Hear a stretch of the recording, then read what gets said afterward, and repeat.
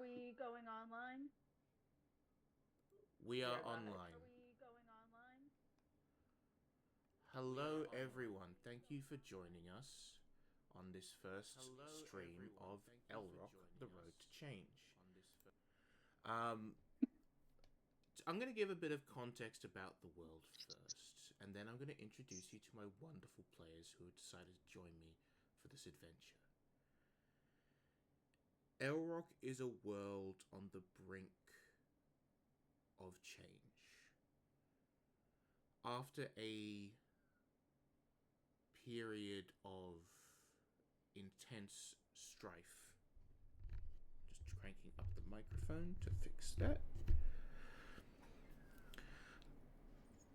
After a period of intense strife, where the god Inaris, the god of life and the god of the sun, died, Elroc was thrown into a state of religious warfare.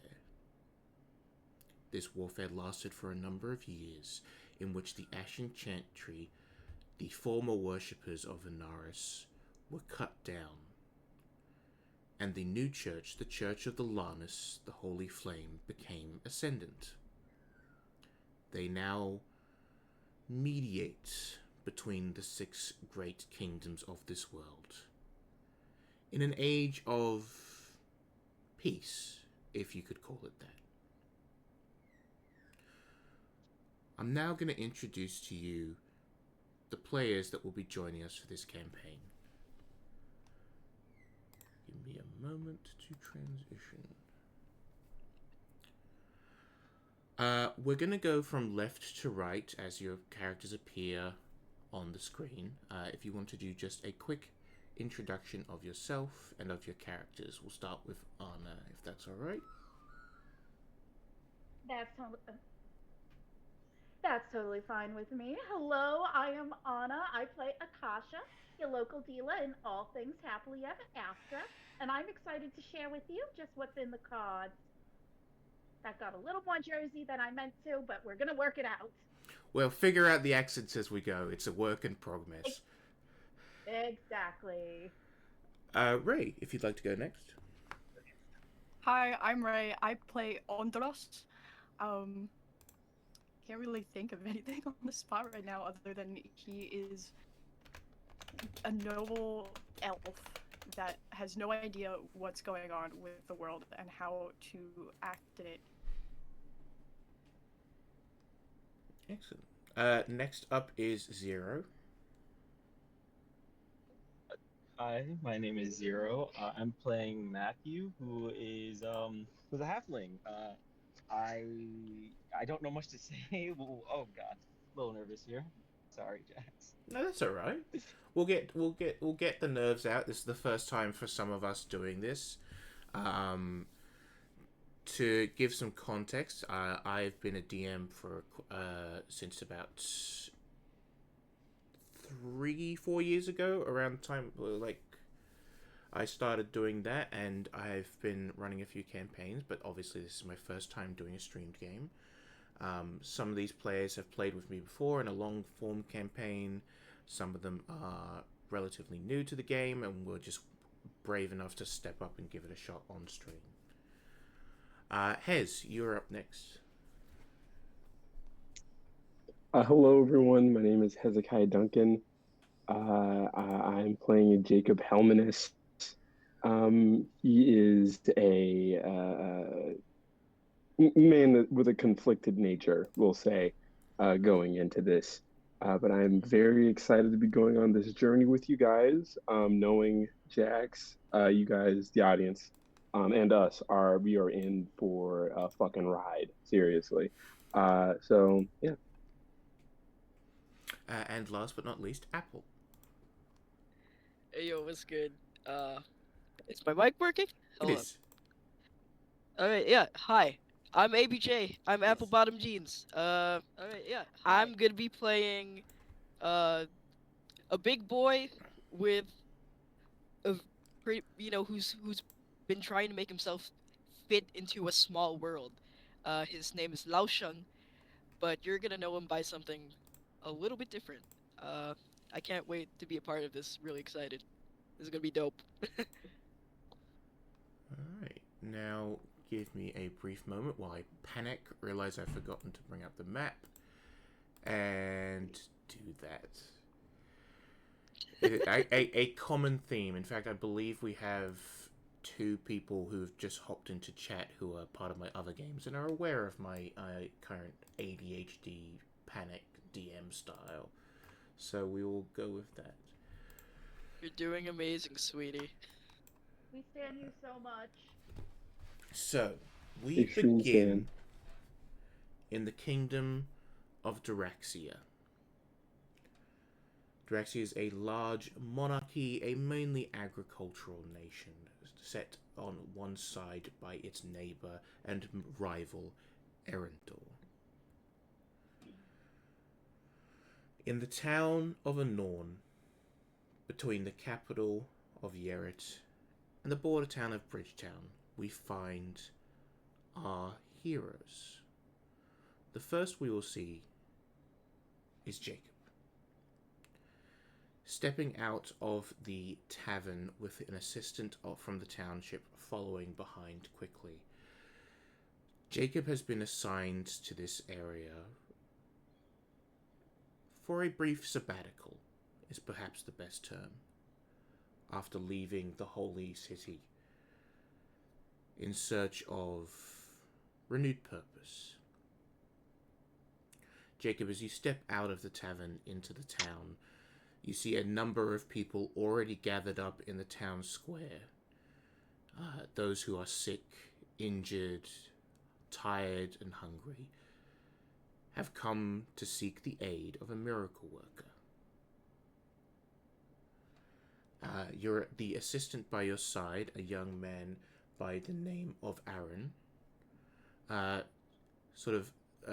falls into step with you and says, yes, sir, these are today's applicants. Of course, there are many more, but the numbers have been reduced to a manageable level. The rest are still in the camp outside the town. Numbers growing each day, as it turns out. It seems there is a small sickness that is spreading through the southern part of Dyrexia at the moment, and they're all very eager for assistance. What are the symptoms? Coughing, redness around the nose and the eyes, pains in the joints. It does not seem to be lethal, just difficult. And as you see a number of people lined up in somewhat raggedy clothes, most seem to be like farmers from the looks of it, workmen and tradesmen. You can see a number of them are sitting separate, awaiting medical assistance. I'll see to these ones first. Of course, sir.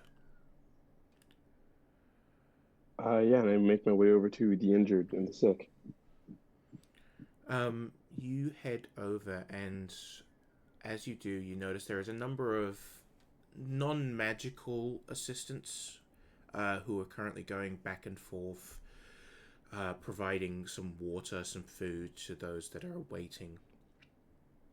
But you do see, walking amongst the sick, a member of the Azure Alliance, wearing the blue robes of that collective, a druidic healer.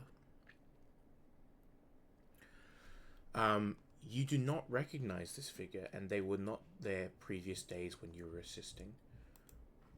But they walk amongst those in need of assistance. A half-elven female with sort of black hair with a shock of red going through it.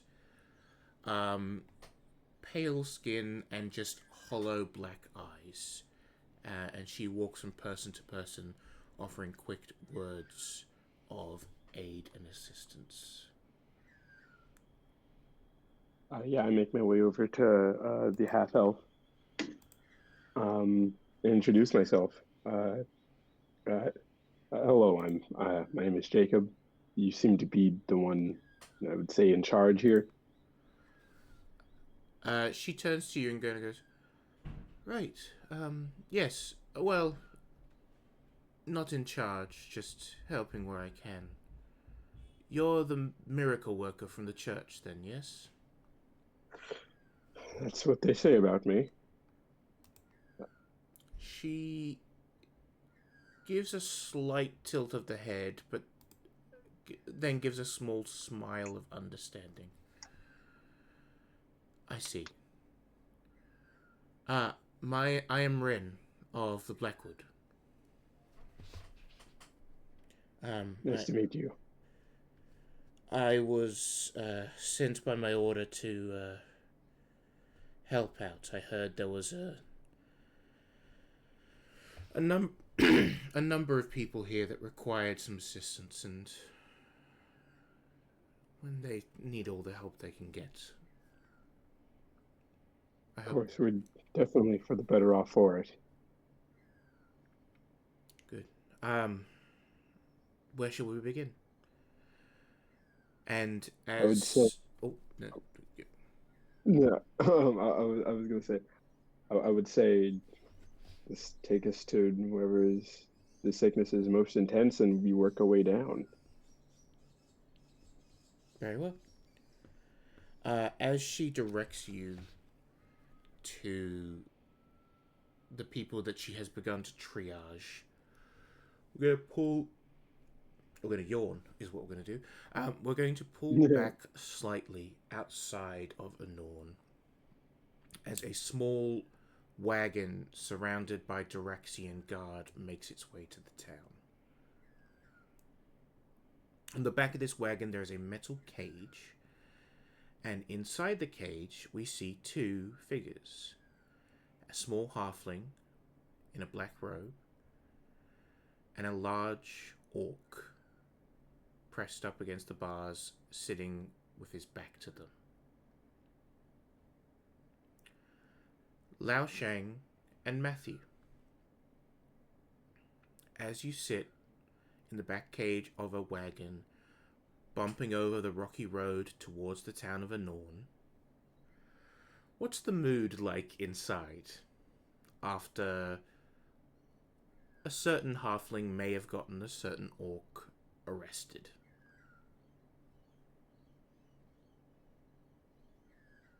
Oh boy. Oh boy. Um, I need you to picture this. I need you to picture like just like a huge guy who is staring straight ahead.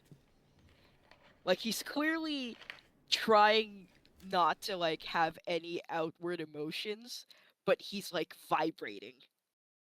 He's absolutely vibrating. He's not happy. He's very specifically not happy at a certain somebody who got him in this situation. A number of the guards Oh, move around the cage, keeping an eye on the two of you, mainly to make sure that you do not cause a fuss or try and escape. But there is also a slight feeling of, please don't kill this halfling. Matthew. How's Matthew doing knowing that he is now caged? Uh, I mean, this could have, ended worse. I mean, at least you were imprisoned and not, being executed for anything. It's not that bad. I mean, we could probably get out of here. Maybe we could find a way out. I mean, you're strong, right? Maybe you could pry the bars open. I get the stop. keys or something. Just Stop saying. talking. Okay. Coming from I Bridgetown, start twiddling my leaving the chaos of the brief chase behind, and a very, very upset tax collector. You have been taken to Anorn to see a local magistrate. As there is none assigned to Bridgetown currently, it made sense for the guards to take you on the relatively short trip to civilization. Plus, it got you away from the border. As the tax collector himself was not of Dyrexia, but instead from Erendor, only waving down the guards when he believed he saw his former rival of the woods. He had no authority to hold you. So, simply flustered and furious, he was left at the border, trying to organize some sort of justice from Bridgetown.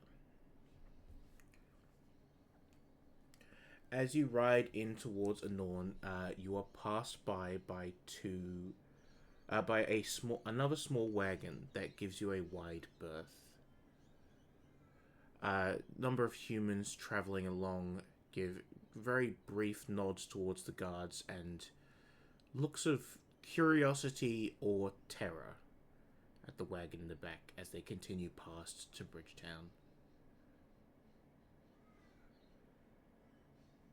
We travel outwards instead to a neighbouring road, also directly into Anorn, where we see a small caravan. Akasha and her uncle have managed to join in with a small collection of other wagons and carts heading towards the town, and are currently fitting in quite well, singing a song as travel commences. In the back of the wagon, we see Andras, book open on his lap, as he bumps along the relatively unpaved road in comparison to your homeland. Let me bring up... And this is where we do the thing of, what did I name that guy?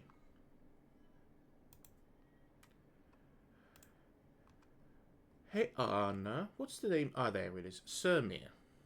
Uncle Surmir is currently guiding the wagon along and singing along with a number of compatriots. As you... Secret tunnel. As you approach the town of Anorn. In the distance. He leans over to you and goes, Kasha, why don't you tell the elf that we're almost there? That's not the accent we'll be sticking with, but that's the one that came out of my mouth.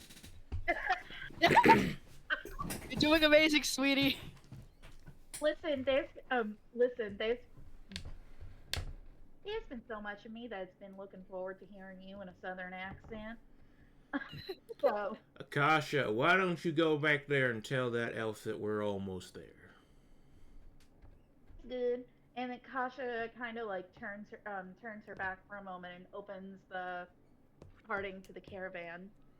It's just seems town not too far off. How you doing back here, sugar? You need anything? I feel like Andras would look up from his book, kind of like half close it as if he doesn't want to show what's inside, and look at Akasha and go, "No, I'm alright. How far off were we?" Oh, not too far off at all. It just seems that there's a bit of a jam up ahead, but not too long at all. I feel like Andras would nod and go, "Also, does the singing happen often with you two?" So, unless you need us to shut up, then we happily. No, it's quite alright. All right, but again, you let me know if you need anything. We're not too far off. You enjoying that there book? Anything titillating for the soul? Not much. I think I need to pick up some new ones when we get to town. Just, he would flip through. I assume he would have this page from his mentor hidden in this book, Mm-hmm. to reread the time and date. I just, need to make sure that I get there in time. Is all. Understood. I'll let understood entirely. We shouldn't be. Uncle Smear, how long does he say about that? I reckon less than an hour, and then we'll be there. Give it less than an hour. Think you On can hold up your, that long? I'll be fine back here. What are you planning to do after all this? We just go wherever we're needed. Wherever the cards kind of tell us that we need to go. Jesus fucking Christ, you're gonna stop vacuuming now? And within the hour, you do arrive at the town of Anorn, passing by the line of people seemingly waiting to get into town. A small camp has set up outside the village. Something must be going on. But as you ride into town, you are ushered in by a few of the guards who can see that you are passing through.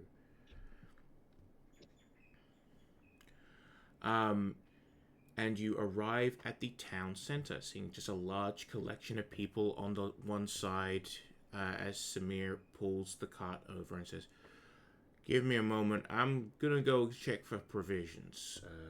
Still got a ways to go if we're gonna make this meeting. Let me get some food and." We won't stay too far off. All right. At that point, Samir hops down and heads towards one of the nearby stores. Akasha, can I get a perception check from you, please? Yes, you can. First roll of the game. Here's my gift sheet. That is a perception. I've got a +5 modifier. It dropped on the floor.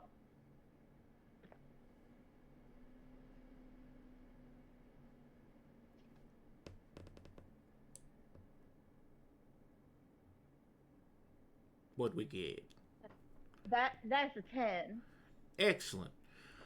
With a 10, you notice the obvious stuff. Across the way, you can see two people sort of like shuffling between large groups of what look like farmers, providing a little bits of aid here and there.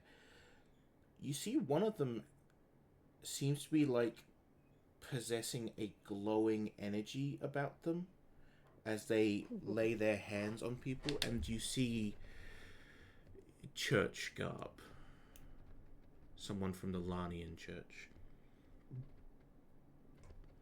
And on the other side of the town square, you see a pulling up in front of the Magister's Hall, a small justice building in the center of town. You see a caged wagon with two figures in the back. As one of the guards goes inside the Magister's house, Lao Shang and Matthew, you are ushered out of the cage, still in chains and manacles, and arrayed before the Magister's house. Lao Shang is visibly not happy to be in chains again.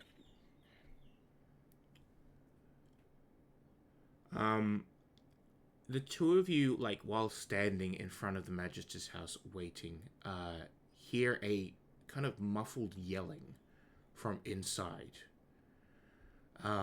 There is, like, as the guard approaches and opens the door and steps in, you just hear, like, very briefly, like, that shouting come into clarity and says, "I do not care for the issues of the border guard. That is not my concern.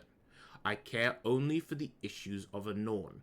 And right now, the issues of Anorn," and just as as the door closes, the argument inside continues.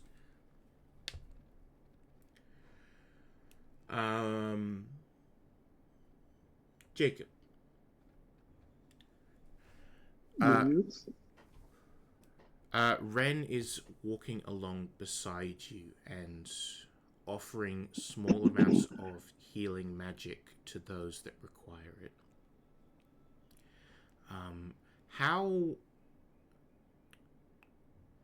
How showy is Jacob being with his divine magic? Even before his sabbatical, let's call him Joey. Yeah, it's me, Joey Elmanus. No, even before his sabbatical, Jacob was never very showy with his magic. If he could have it a certain way, there wouldn't be anything when he used it. But basically, um, it is essentially he puts his hand over the affected area or the whatever whatever area has been inflicted, and I would say just a warm, glowing, not gold, but almost amber and orange light emanates from his palm and leaks through the cracks between his fingers.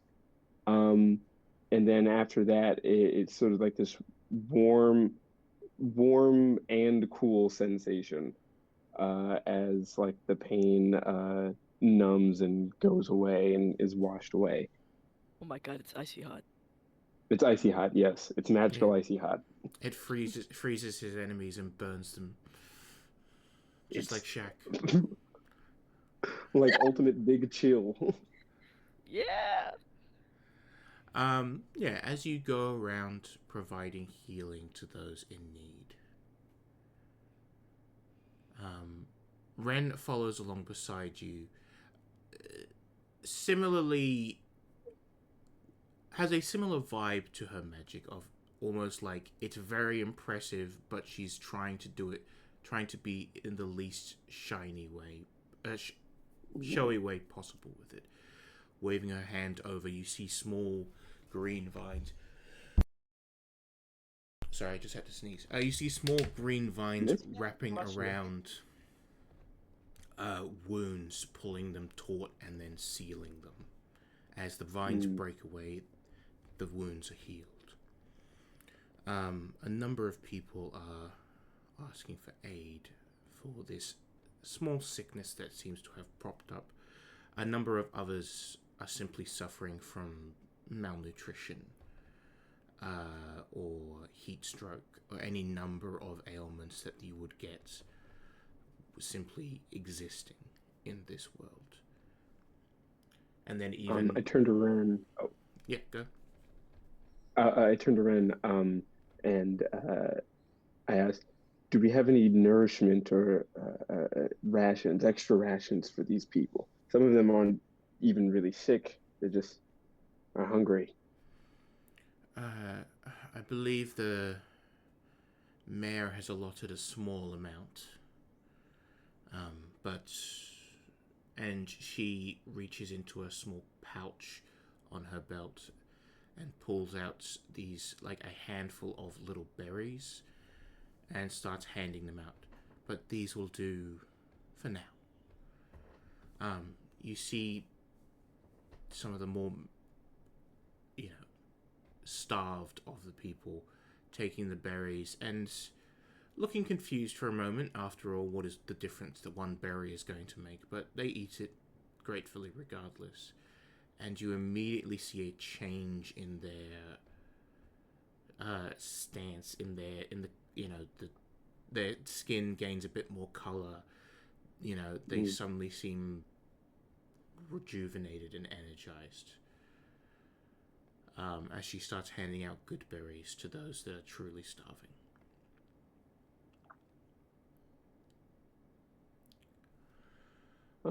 So, where exactly did you say you were from again? I come from Erendor. I was at Andon before this, and it seems that people would have need of us further this way, so I have a question for you, if you don't mind. You forgive me if I am speaking out of sorts. You don't seem the typical Lanian. Have you noticed anything off in the town? Here specifically, I can't believe I can, say that I have. I mean, I've been quite distracted outside of work. Perhaps it is nothing. Is it? Well, what do you think it is? It feels as if, at least on the Arendonian side, that things are becoming more tense. And I was wondering if it was the same here, if it was just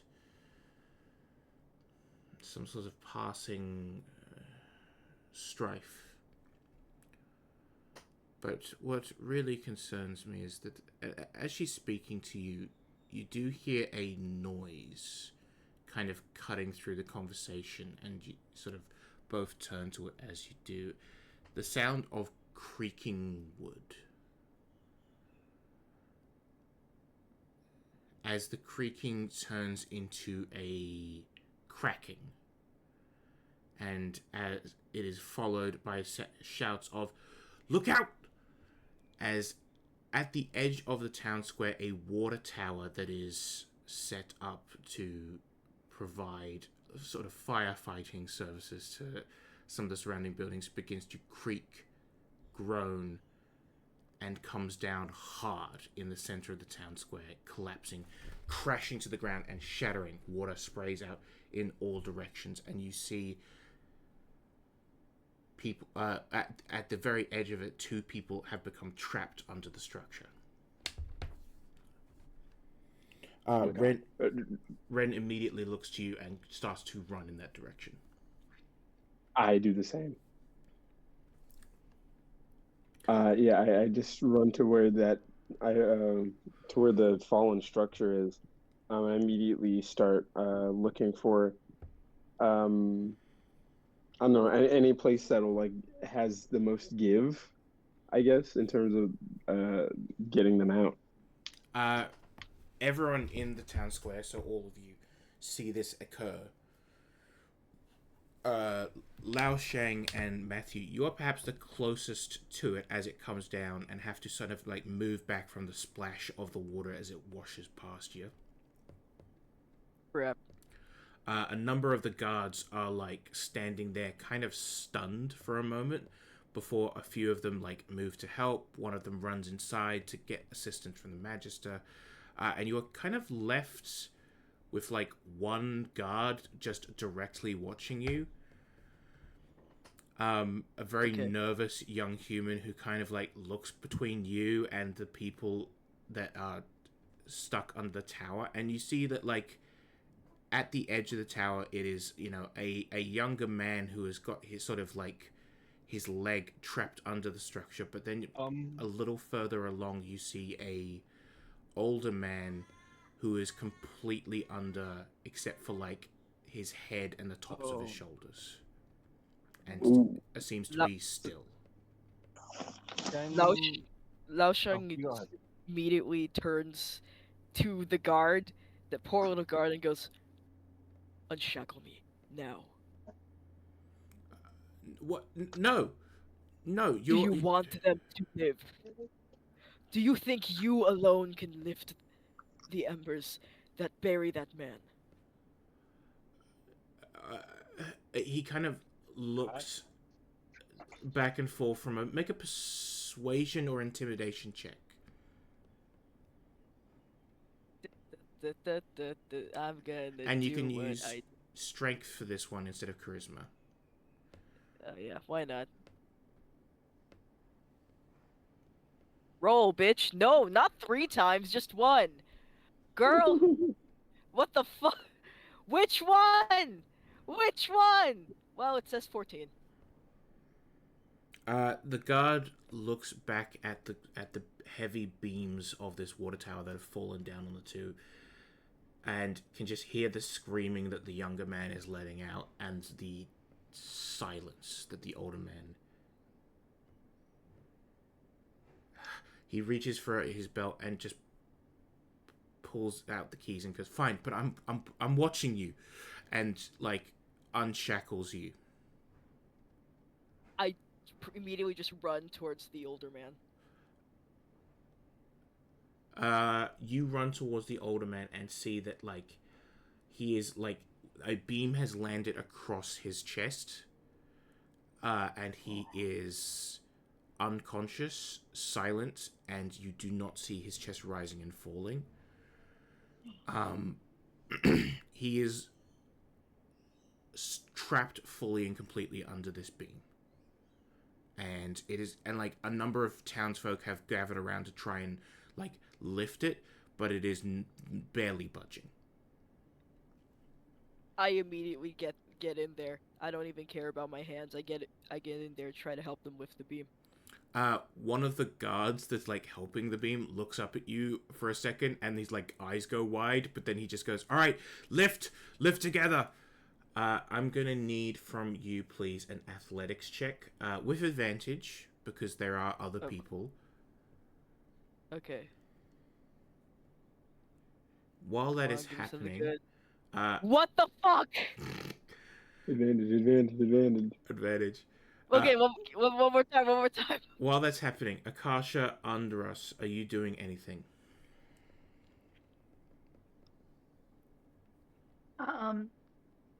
I'd say that Akasha is definitely like kind of snapped into action because I imagine that this water tower falling, made a loud noise. Mm-hmm.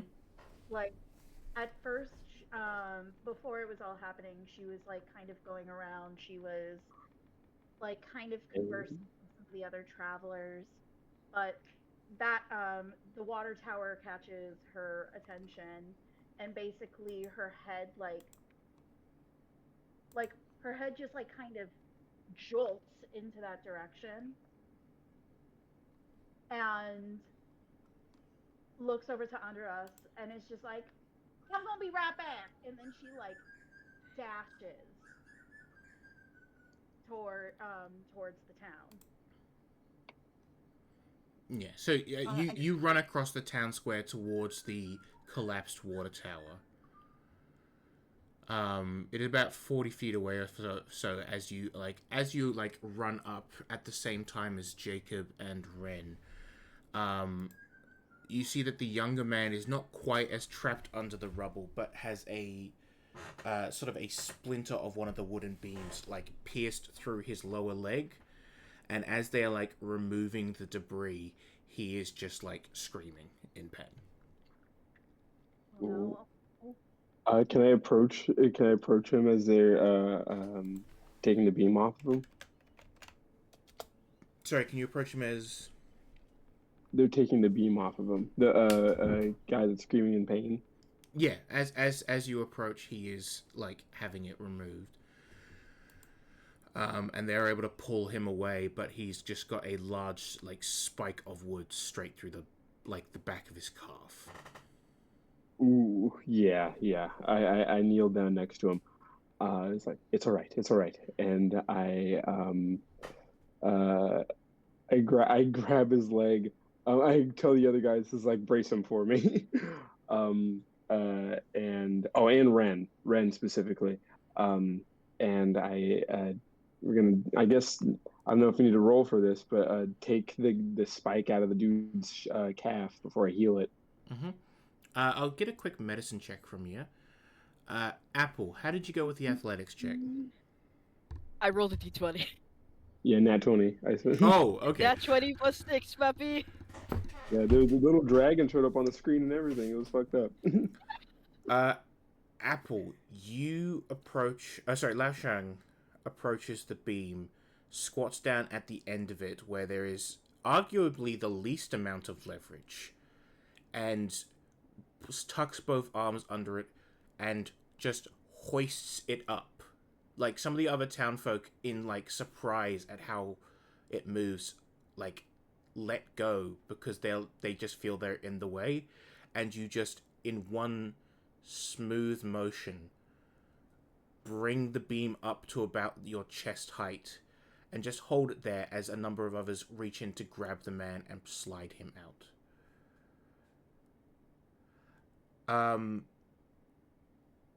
Under us. Can I get from you, please, perception or arcana? Okay. One second. Actually, sorry, no, perception or investigation.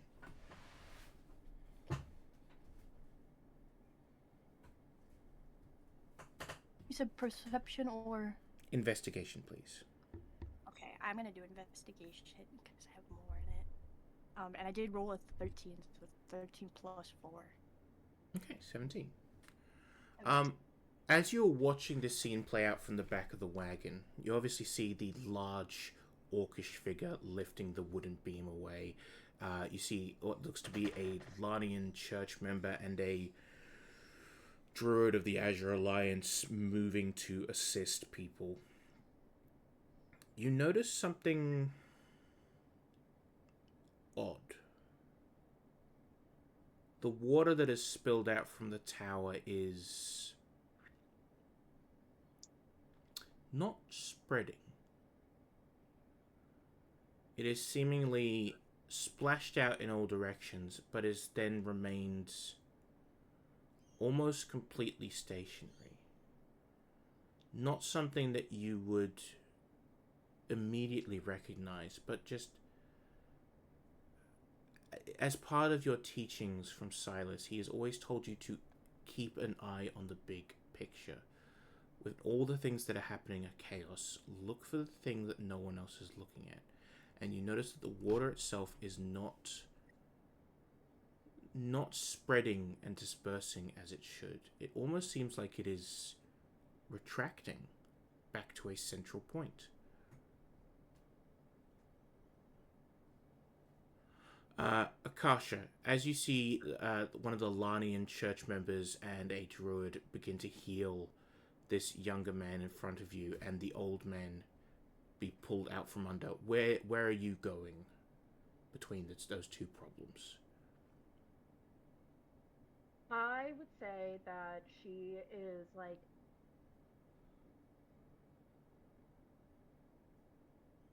there's so much of her that is wanting to head towards the one who has the splint in his leg.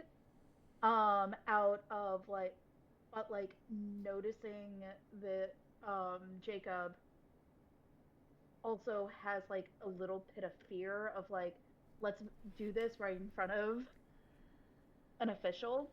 Instead, she rushes towards the water tower and the man who's being lifted from under it. You arrive as the older man is pulled out from under. He's an older human, bit of a scraggly beard, and he is just silent and still. Like there is a large, a large section of his chest that looks a bit wonky, and he is looking in dire straits. Like if he does not receive healing magic now, he's gone. There is a bit of a pounding. It's like the adrenaline is starting to pick up in Akasha, and she can like feel it in her chest. In the end, I'm going to cast Cure Wounds. Okay. Are you attempting to hide the fact that you are spellcasting? I am, yes. Okay. Make a sleight of hand or stealth check for me, please. Sleight of hand. Alrighty.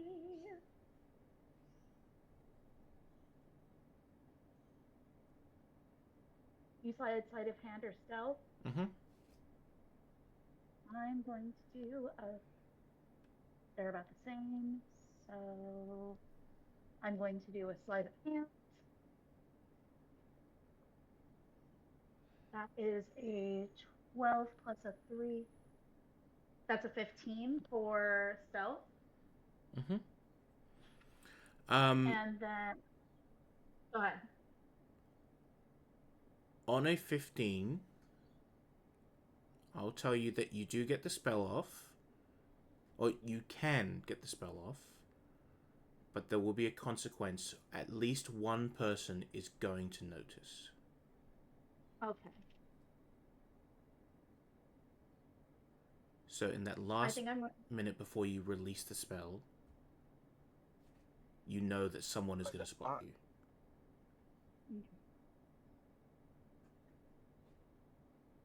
I was just gonna say, could I possibly cause a distraction so no one spots the cast I'm spell?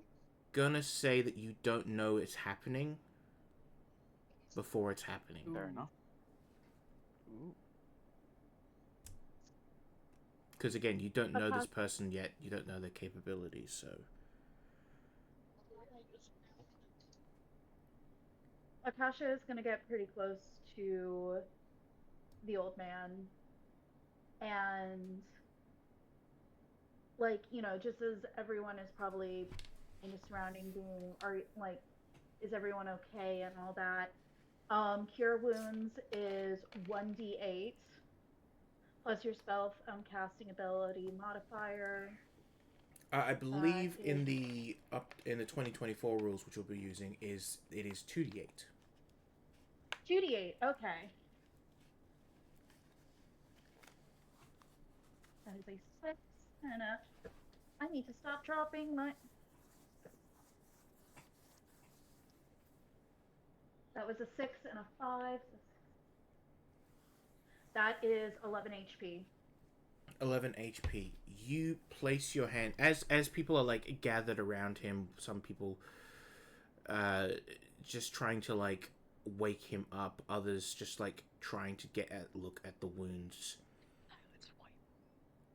You just lightly touch his shoulder in the mix of all the things, and there is a quiet sound of a crack. Oh, wait. Spell modifier. It is my spell modifier. Thank you, Paul. Thank you. That's one of my players.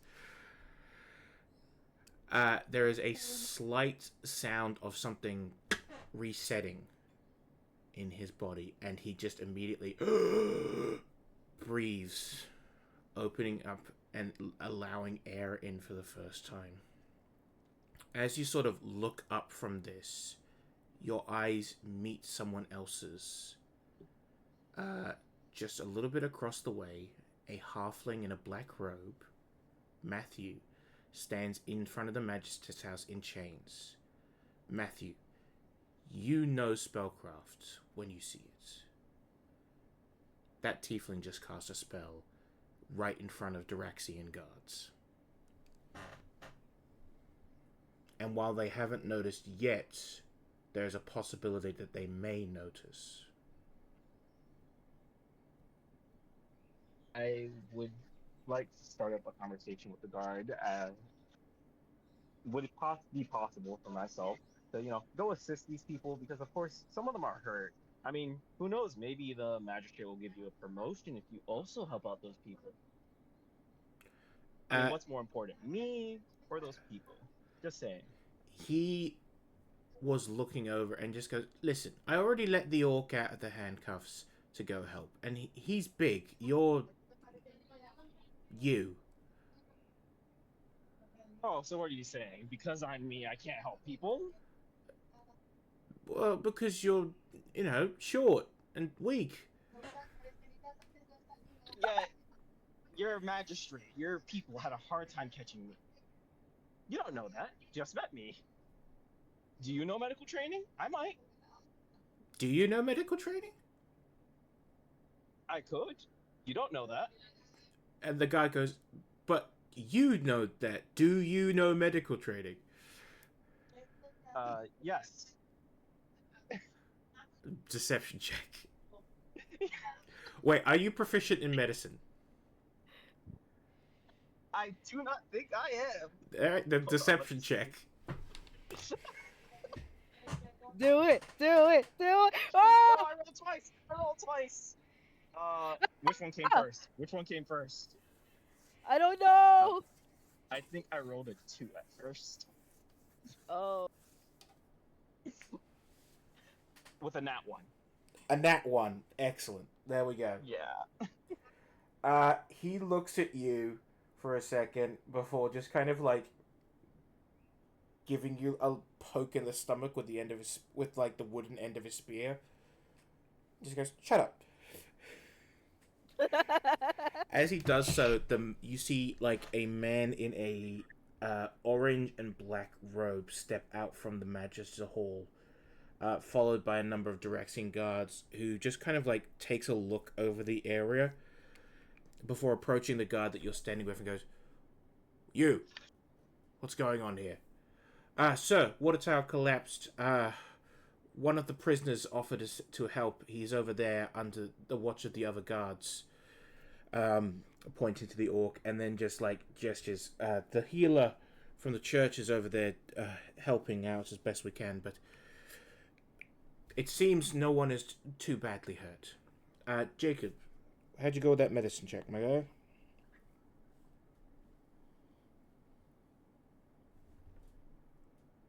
Hezekiah. Is a Sorry, I forgot I was muted. I rolled a 24 on the medicine check. 24. So you just reach down, grab the wooden piece, and at the exact same moment as your healing magic starts to take over, just pull it out clean. You very quickly like inspect the wound as it begins to seal over, and you look up and see that the young man has kind of not like he's not unconscious. He's just kind of fainted from the like suddenness of it, which is frankly probably for the best, so that he's not in pain at the moment. But just like it just seems like the sight of that large piece of wood just coming out so cleanly from his leg was all he needed for his brain to just check out for a second. But the wound is healed, and he is no longer bleeding. And a number of people look around and just with like surprise and shock looking at this act of healing magic, this miracle before them. After I get done healing him, I stand up and look around, look up at the water tower. I kind of project. I'm like, "Who's responsible for this? What happened?" Zero. Yes, hello. Standing in front of the Magister's Tower, you notice something strange. You notice that a trail of water has moved away from the puddle and is slowly making its way across the ground towards, almost intentional in its movement, towards the Magister. It's slow and, seems innocuous enough, except that you notice that there is a slight slope towards the Magister's front house, and the water's traveling up it. Can I get you to make for me insight or perception, your choice? We're going with perception because I'm proficient in it. Yeah, +5. 13. Watching as this water begins to move up, you notice very briefly that it seems to take a shape. What shape it is difficult to tell, and you kind of miss it for a second, but there is a different, like, deliberateness to the motion of the water. And just as you open your mouth to say something, you see it kind of, like, lifts up and lurches towards the Magister. You are standing quite close to him. Is there anything you do as a reaction as this thing almost pushes towards him? Could I possibly push him out the way? Yeah, make a... Here's the deal. Alright? You are currently shackled, which means this would be at disadvantage. I will let you negate the disadvantage, right, if you are willing to put your body on the line for it. Which means if you beef it, you will suffer whatever negative consequences heading towards the Magister. but but it will negate the advantage, making it a flat roll. I possibly use my token to help me out. Oh, because did you roll a nat 1 before, or did you roll a 2 and Yeah, it went he down rolled to a a 1? nat He When I one. rolled a failed, nat the one deception. before. All right, you have an It was a inspiration. nat 1 plus. Yeah, it was a nat 1 plus the deception plus 1, but cool. nat 1 regardless. So, to give context for the people watching, I use an inspiration system that's a bit different than normal. When you roll a nat 1, you gain an inspiration token. When you roll a nat 20, you give one to someone else. That can be used to give advantage on a roll, or cancel out disadvantage in this case, if you choose to do it like that. It can use to re-roll damage dice on an attack, and 2 can be spent. Oh wait, can I give like my because I rolled a 20 last time. I could give it to. Can I get double inspiration?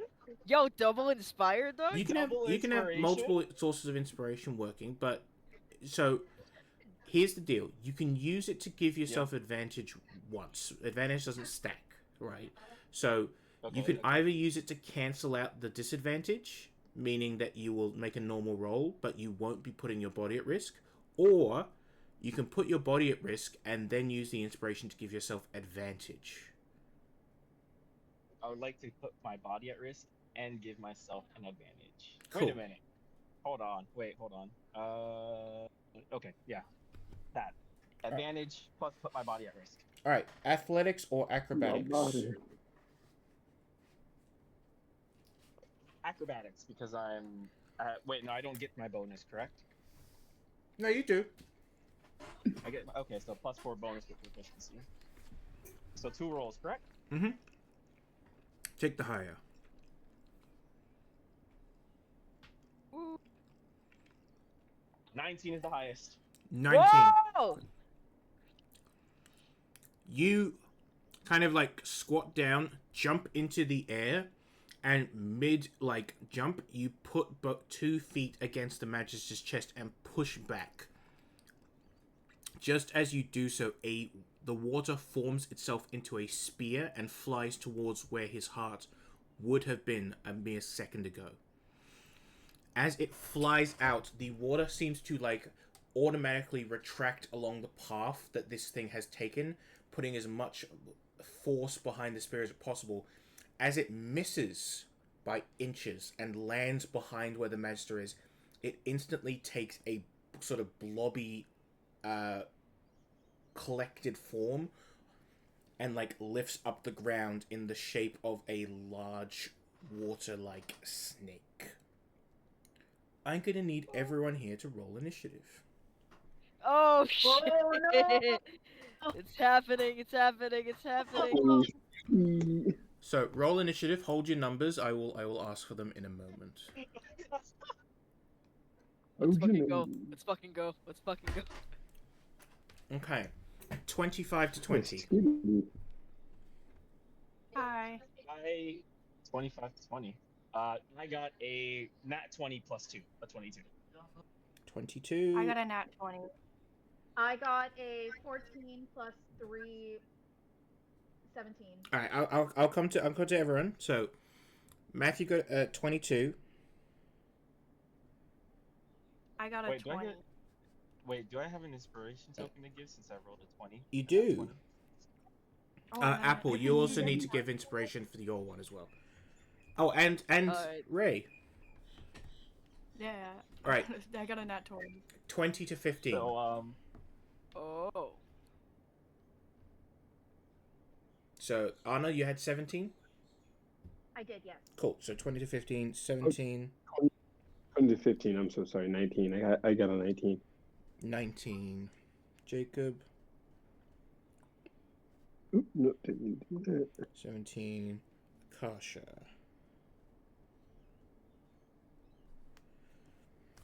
Uh, 15 to 10. I rolled a 14. Damn. Could I give my inspiration to Apple so he could reroll his initiative? Yeah. Oh yeah. The advantage? Is that possible? You can give your inspiration to him, but it will. That's be overall. I don't usually allow rerolls. It's only for giving yourself advantage ahead of time. Okay, Fair never enough. mind Fair then. enough. Never mind then. Never mind. All right, and cool. Just writing down the monster's turn. Um, as it as this water rises up, sort of like spilling in and over itself, it keeps a continuous form of a long water-like snake. It opens its mouth and lets out a roar, and townsfolk in the square begin to scatter in all directions as the guards sort of form up around the Magister, helping him off the ground. The Magister like looks at the creature, but then looks back at Matthew with this kind of like shocked expression as he's like quickly dragged away. Going first though, Matthew, you are shackled, but in front of you this water weird has formed. What would you like to do? A water Could I possibly hold on, wait, where is it? Hold on. Could I use step of can I take a dash action to disengage and get to the guard that has the key to unshackle myself? So the guard is right next to you. Um, Oh, perfect. you can attempt Can a I sleight of hand to pluck the keys from his belt if you'd like. But that will be your action. sure I'll accept.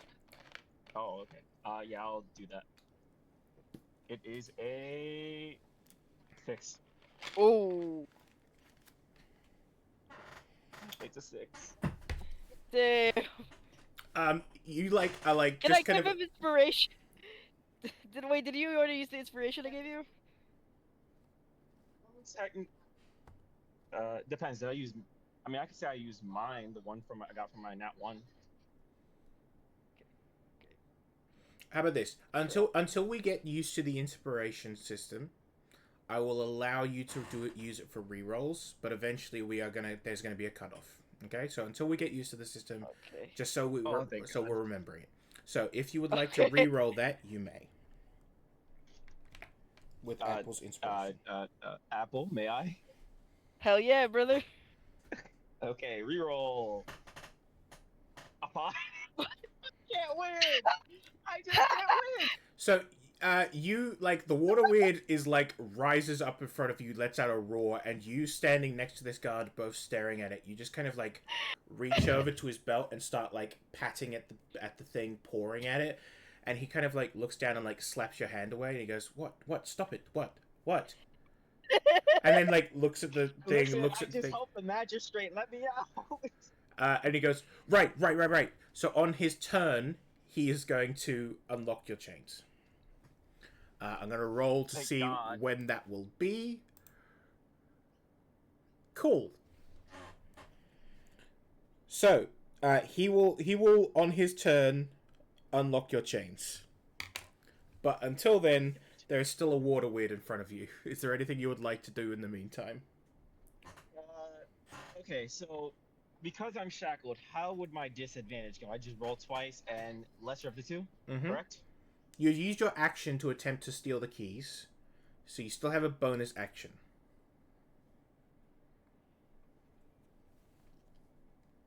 I can use theory. I can spend a focus point, Fury of Blows, to for 2 unhand strikes against the snake creature. I believe that is if you have attacked it already. So what you'd be looking at is either patient defense or step of the wind for that kind of thing. Then I will probably use patient defense to disengage. Yeah. Disengage and take the dodge action, I believe is the thing for it. So you will step up, go into a defensive stance despite the shackles, and be prepared to get attacked. Under us, you have just watched a water elemental, a creature up until this point. Matthew, are you able to? You got some Yeah, we background can noise. hear your background. Yeah, we can hear your background. Andras, you have just seen a water elemental form in the center of the town square. Something that you have never seen before. You've heard about them, obviously, from Silas, but you have never seen a creature such as this.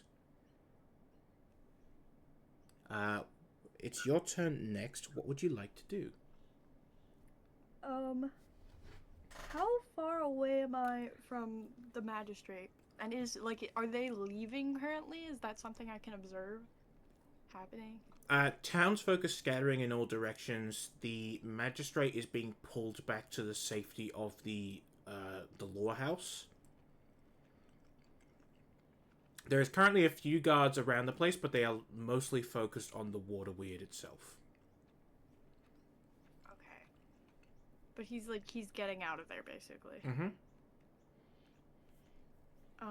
Is there anything that I remember about water elementals that Silas might have told me? Make a history or arcana check.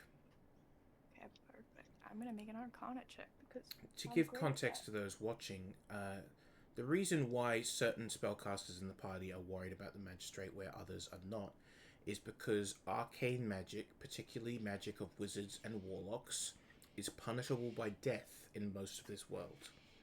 Clerics are allowed and druids are allowed under the supervision of the church, but only sorcerers, those given their magic by divine right, are permitted to practice magic in these lands.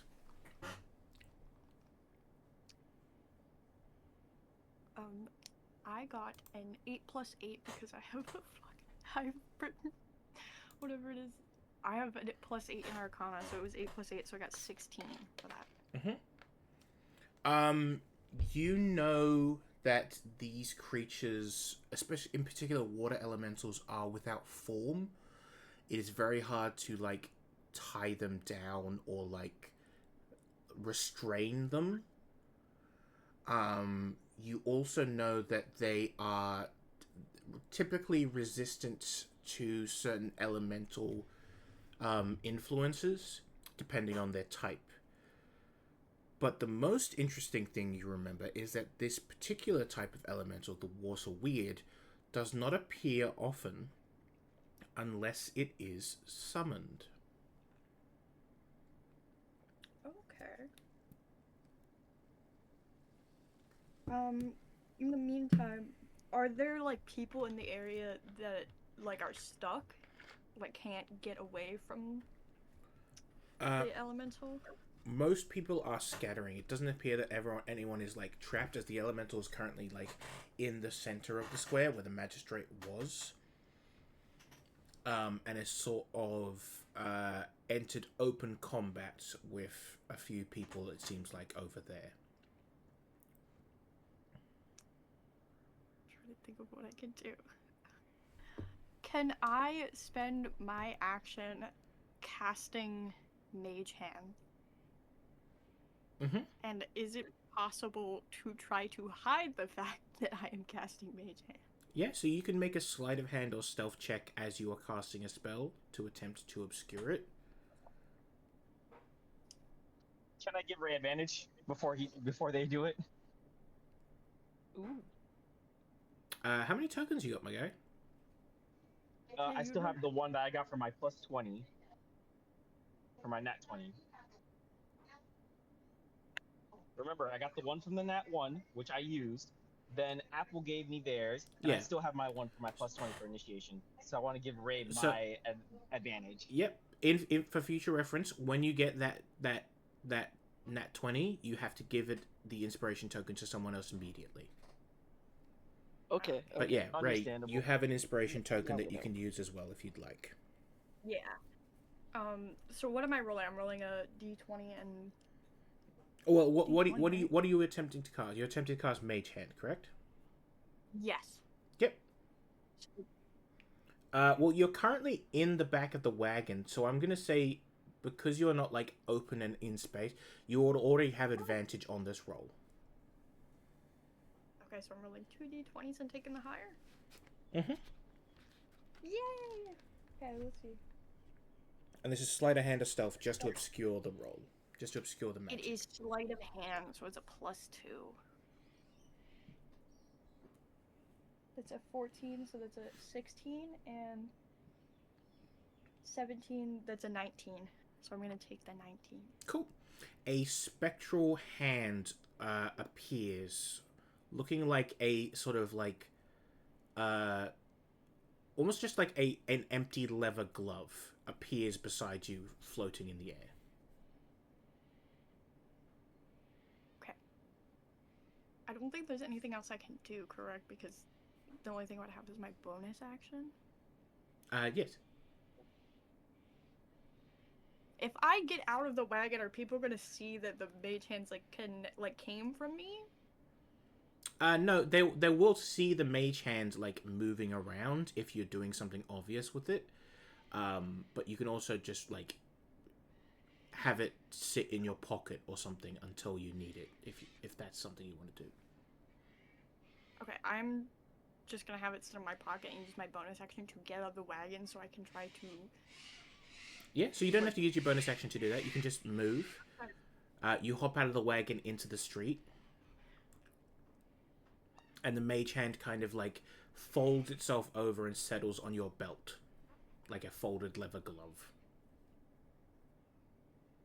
That's all I think I can do. So then, for me. Okay. Next up is going to be Jacob. Jacob, as you look up from your patient and see this water elemental swarm up, you see the Magister getting dragged away, a number of guards either moving towards or away from the beast, and people just kind of scattering everywhere. What would you do?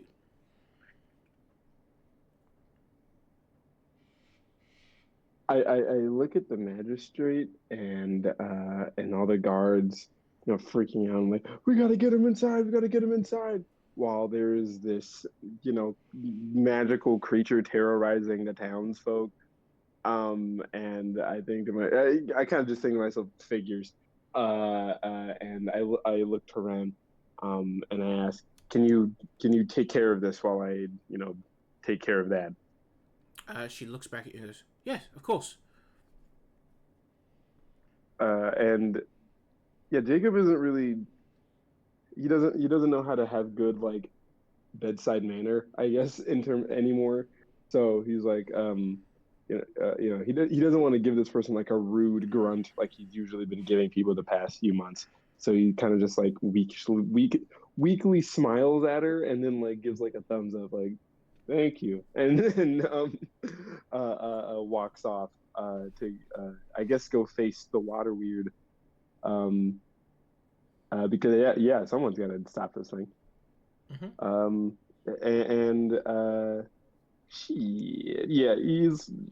Jacob probably thinks to himself, yeah, I can't hit this thing with a mace. It's made of water. You can't hit water, but you can vaporize it. So I'm going to cast. Oh, geez, Louise. I have my spell list, I swear I do. Sacred Flame. Oh, which is a cantrip. I didn't know that. Sacred Flame. So yeah, I'm just gonna fucking and just shoot flames that are sacred at it. Yep. All right. That's in hopes that it like wisdom saving throw, correct? I believe it is. Let me look at the thing. See the dexterity saving throw or take a 1d8 radiant damage. Dexterity saving throw. Yeah. As you cast this radiant flame towards it, something to burn the soul of a creature, you find that this creature is seemingly without a soul, or just very good at dodging, as it rolled an 18 on the dice. And seems to like swirl and move in a large flowing arc around the sacred flame as you send this blast of light out towards it. It turns towards you and lets out a before turning back to look towards the magistrate yet again. Anything else for your turn?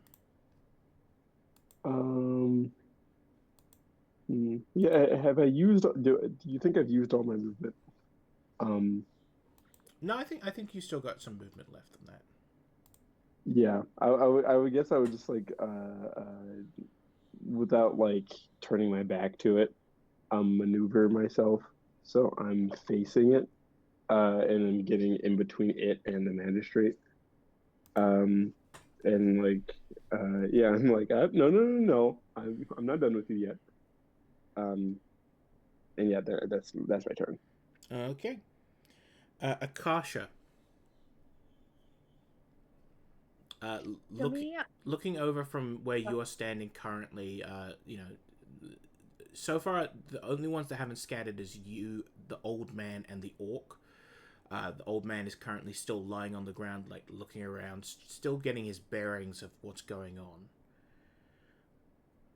You can see this creature moving. What would you like to do? so one of the languages that Akasha knows is Orc. So I think she's gonna look over at this large figure and, in his native tongue, say to him, "I need your I need your help. Help me get this man out of here." So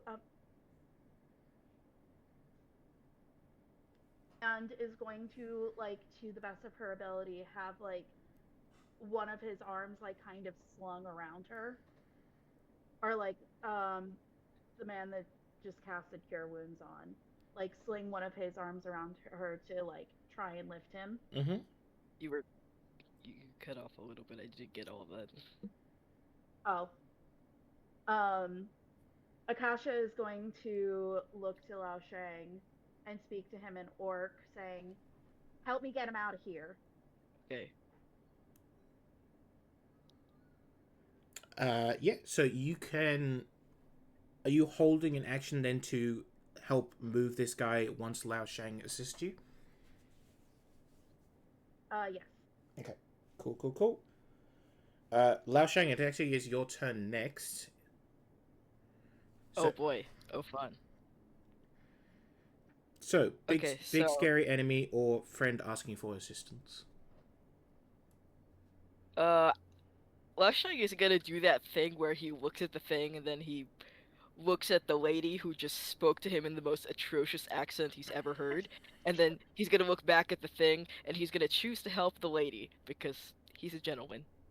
Oh. All right. He's a gentleman and he's a feminist. I'm gonna say with the two of you, you don't even need an athletics roll because there's both of you helping. You're able to get this guy up on his feet. Um, he like seems a bit like hesitant to move for a second because he remembers a tower falling on him. But as you lift him up, he suddenly is surprised by the fact that he's not dead.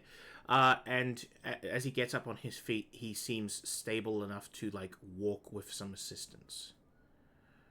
Okay. So Akasha, if you want to, with the rest of your movement, move him from this area, you could probably do so alone now that he's off the ground. Sounds good. So then Akasha is going to like get him out of the line of combat Mm-hmm. with like a thankful nod to Lao Shang.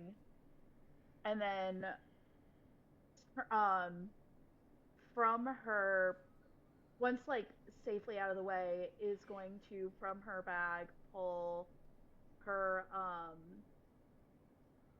pull her crossbow Mm-hmm. and shoot one of the bolts towards the water creature. So I'm gonna say it was your action to assist this person. Okay. So do you have any bonus actions you'd like to do? I think for this round I'm good. Okay. Apple. What's up? Having helped up the dude, I'm gonna say that was just a very quick, easy thing for you to do, since Great. Anna was already taking the main brunt of that action. What would Okay. you like to do as this waterweed forms? Is there like a bucket or something nearby? Sure. Yeah, there's a an empty barrel at the front of like the Magister's house. I would like to attempt to trap the thing underneath the bucket. All right. Smash cut to Lao Shang jumping towards the waterweed with a barrel. I'm gonna get an athletics check from you, please. Would you like Yeah. would you like to rage before you do so? Okay, why not? Let me like frustratingly assault this thing with a bucket. Why not? So rage Let me will just. give you advantage on the athletics check. Okay. Okay.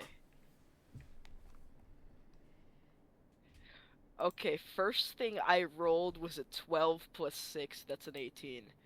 Uh, let me go again. Holy fucking shit! That's a 23. That's a 17 plus 6. That's a 23. This is a bucket. So you were Good God. essentially attempting a grapple check with this bucket. Um, A bucket check, if you will. what happens as you slam this bucket down on top of the creature? It kind of like moves to form around this object, almost as if like the bucket is going through it rather than over the top of it. This creature is immune to the grappled condition. However, you have still hit them with the bucket. So we're gonna Hell roll yeah. a d6 bludgeoning damage plus your strength modifier plus your rage modifier, which I believe at this level would be only 1. Like, As you attempt to grapple it, but because it will not be grappled, is hit in the face with a bucket. okay. What do I roll for that? Hold on. So Give me a minute. roll a d6 because it's a improvised weapon. Yeah, give me a second. Roll d6. Mhm. There we go. Then you're gonna add your strength modifier For okay, that's already an 8. plus rage damage, which for this one is actually 2, so plus 2. That's a 10. All right, so you do 10 bucket damage to the water weird. Bucket damage. Bucket damage. Let's go. As you smack it in the face. Oops.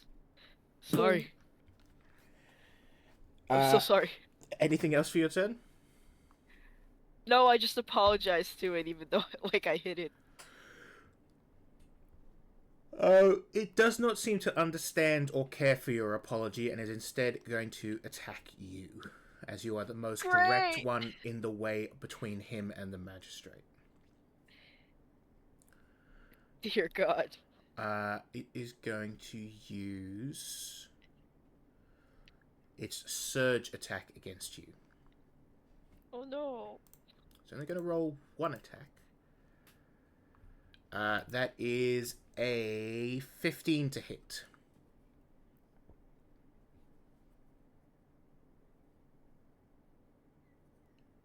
Does 15 hit Lao Shang?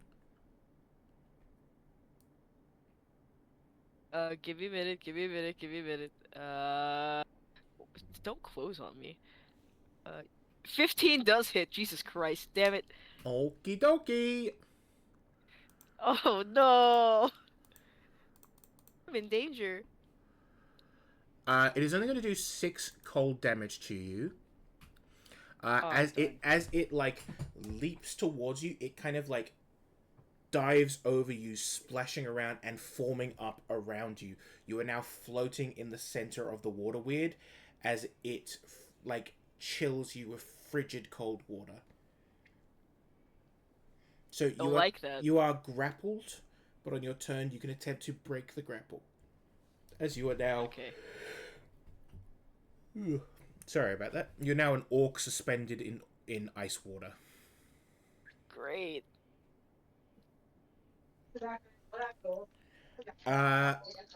With that, it is going to move. It is going to attempt to move past Jacob towards the Magister. Meaning, Jacob, you are going to get an opportunity attack against it should you choose to. I'm surprised that I do, with it being so liquidy. But if it ain't broke, I mean, don't fix it. Even though it didn't work last time.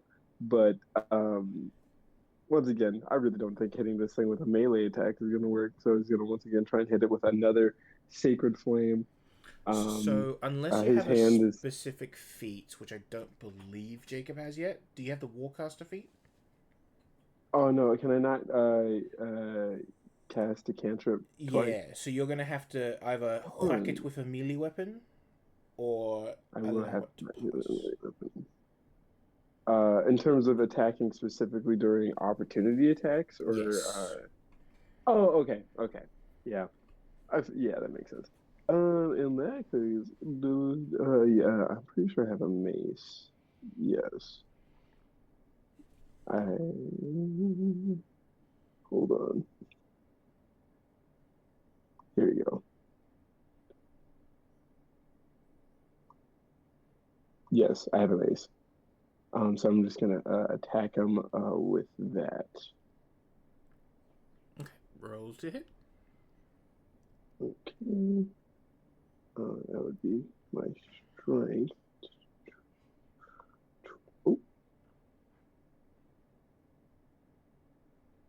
I got a nat 20. Nat 20, hell yeah. That's going to be a crit. Real. So, doing max damage, I'm going to get you to roll the damage dice again. So, what is the max damage for your attack? It'll be the max amount you could roll on a damage dice plus your modifier, which would be strength. Wait, max the amount. So a mace is like d6. Mm-hmm. So just 6 damage right off the bat, and then what did you say after that? So 6 damage plus your strength mod. Oh, so nothing. Yep, alright. Plus another d6. Plus another d6. So roll that.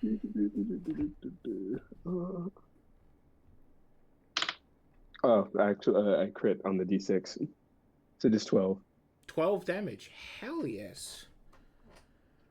As it passes by you, you swipe it across like where it doesn't have legs to speak of, but if it was a person, that's where the legs would be. So you assume that like that's some sort of like locomotion happens from that area of the body, and you swipe across, striking out the water from under it, and it kind of like pauses for a second, and you see a large chunk of the water has just been like sloshed away. It does seem to take damage from that. And it seems to like be actively hurt as it stops going after the magistrate and turns towards you, kind of like turning Lao Shang in its body to look in your direction.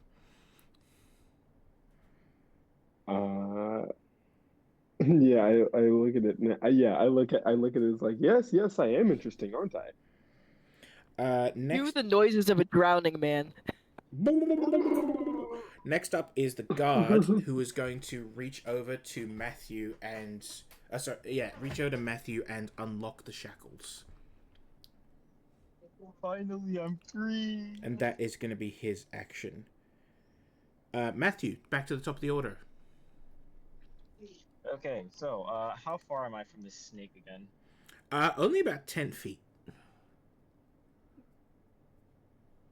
Since physical attacks do seem to work on it, could I possibly unarmed strike it and then Fury of Blows to strike it again? You can certainly do that. Okay, 1 second. I have to roll a... So, what again? roll 3d20 for this one. 3d20, okay. Yep, and add your 2 hit modifier to all of them. So we'll determine which ones hit first, and then roll damage for all of them at the same time. So 3d20 and what, you said? And add your 2 hit modifier. My 2 hit modifier?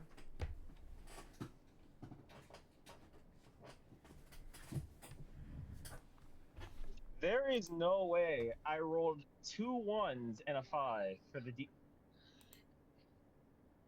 for the d20. 2 1s and a 5. Yes.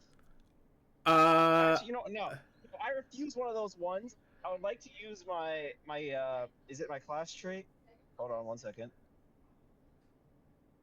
Is it the halfling luck? My yes, my halfling luck on one of those ones. Okay, reroll one of those ones. And because I rolled 2 ones already, does that mean I have 2 tokens I can use? Technically, yes. Yes, it does. So does that mean I can use one of those tokens No. to roll the one in it? Oh, One. All right. Well, I tried. You can only re-roll it once with your halfling luck. You can't re-roll a one once you've gained the thing from it. Well, I was gonna say one with advantage, or re-roll with advantage. Nah, roll that thing, buddy.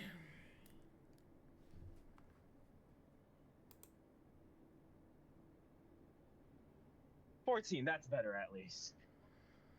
14. Yes. So it's a 1, a 5, and a 14. Okay, and that's with or without the hit modifier. That is without, because it's +4. So with +4, that would be 14, 56. So 18 is the highest. 8 with an 8 and a 5. So the 18 is going to hit. So that means I get 1d6 at least +2. A bludgeoning. 8. 8 damage. Yeah, you narrowly avoid falling into the water weird with 2 nat ones and end up managing to stop and like swipe a leg across, kicking it a little bit of the water away from it. Next up is going to be Andros.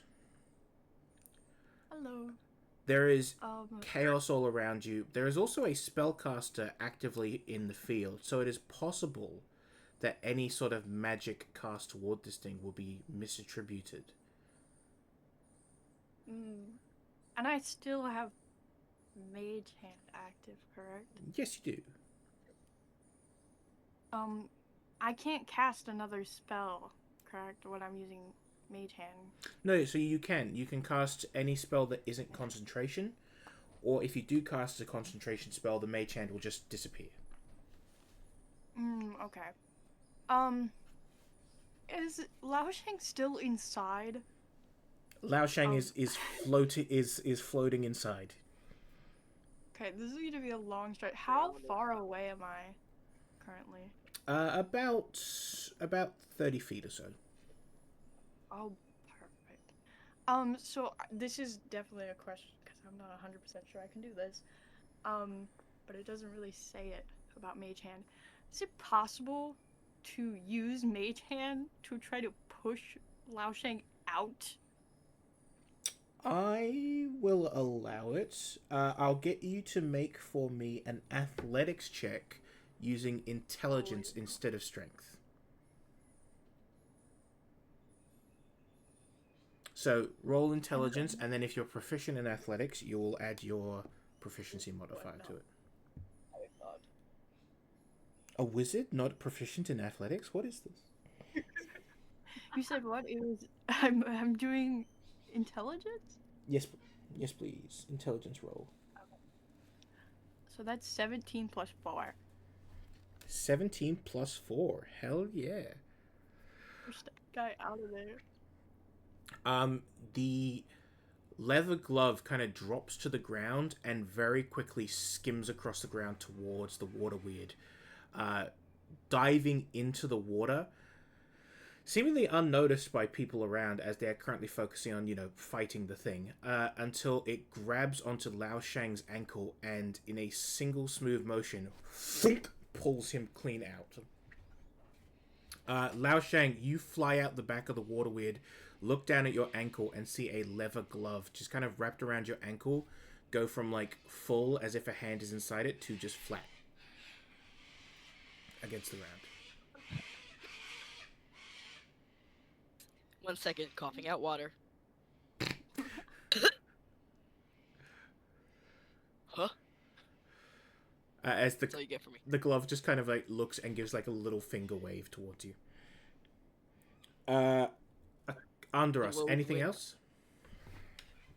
I would like to move closer. Yep. That's really all I can do. Absolutely.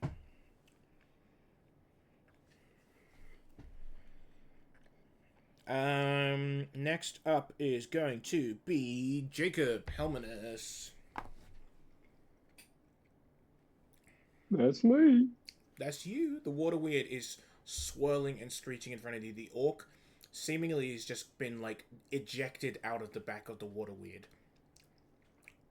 I look to Lao Shang and ask him, like, "Are you all right? When I hit that, did I hit you? Is that why it stopped?"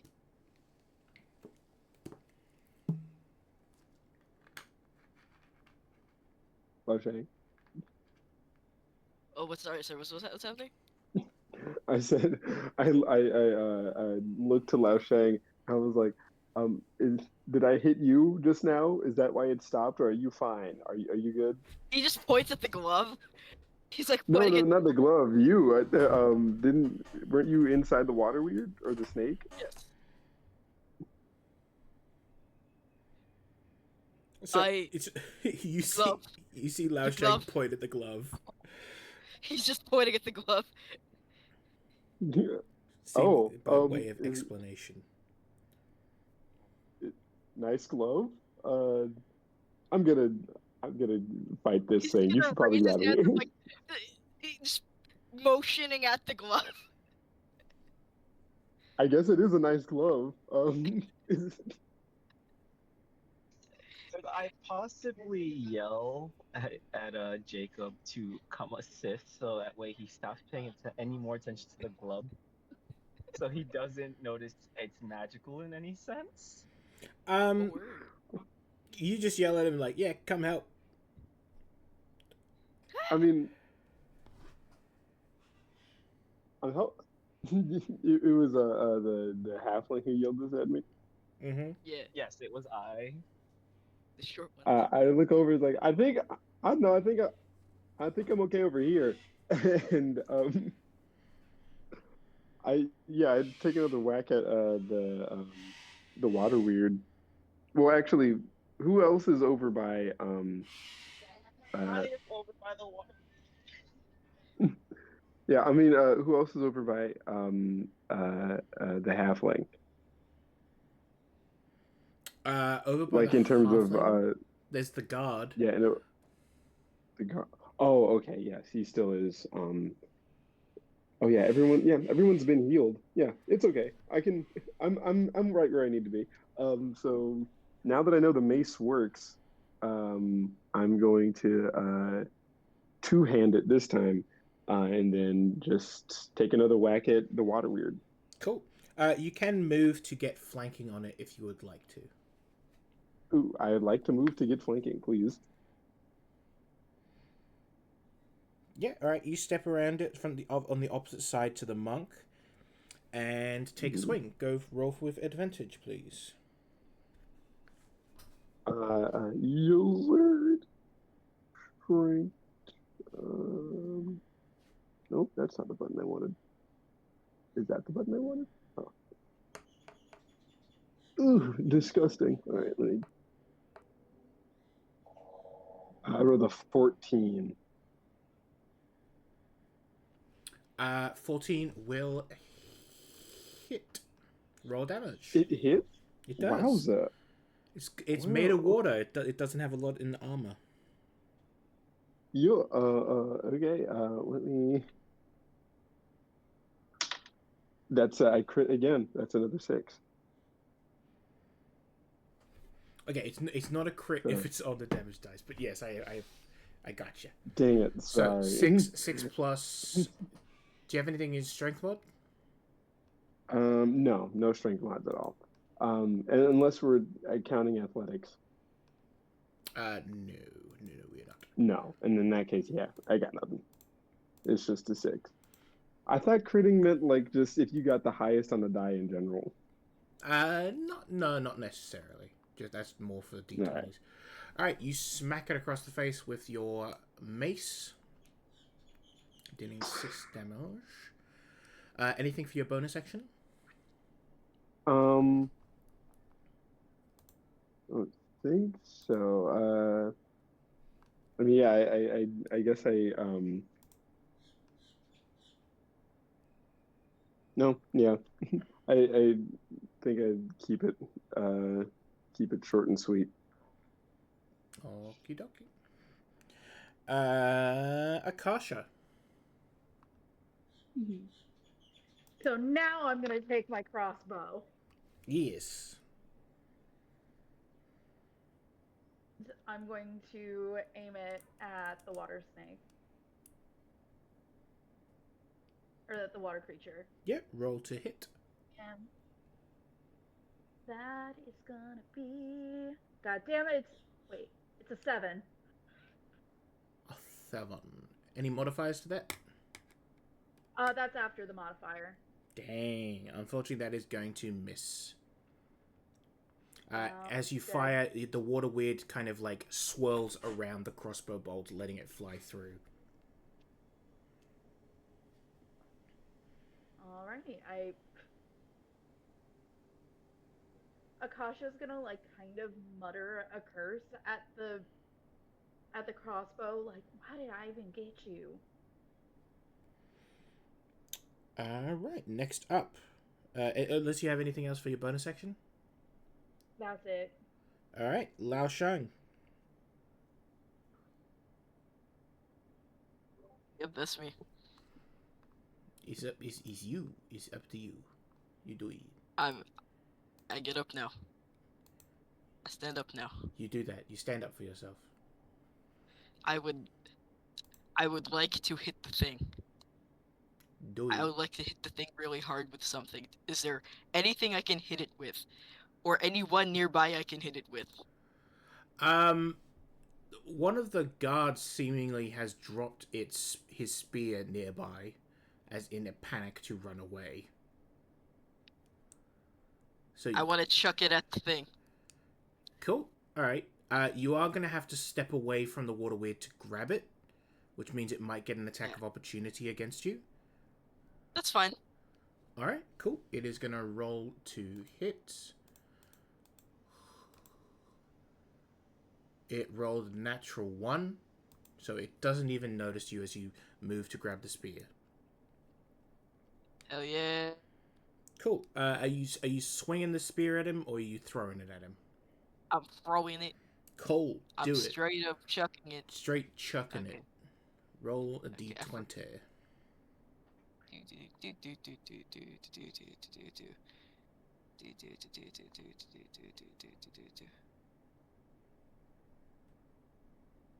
Just one sec. Is it 18? 18 absolutely hits. Roll damage for me. What is the for a spear? That's a 4, right? Or an 8. I don't remember. Spear would be a Throw it at- d6 from if memory serves. Alright. Alright. Do do do do do do do do do do do do do do do. That's a 3. Okay, add your strength and the rage modifier. Okay, give me a minute. Popping bottles in the ice like a blizzard. That is. Oh, it's a 3 plus ace. Sorry, so you rolled a 3 on the dice. Yeah, I rolled a 3 on the dice. Yeah, you're adding 2 for your rage, so 5. Okay, it's a 5, and that's an extra 4 from strength. Cool.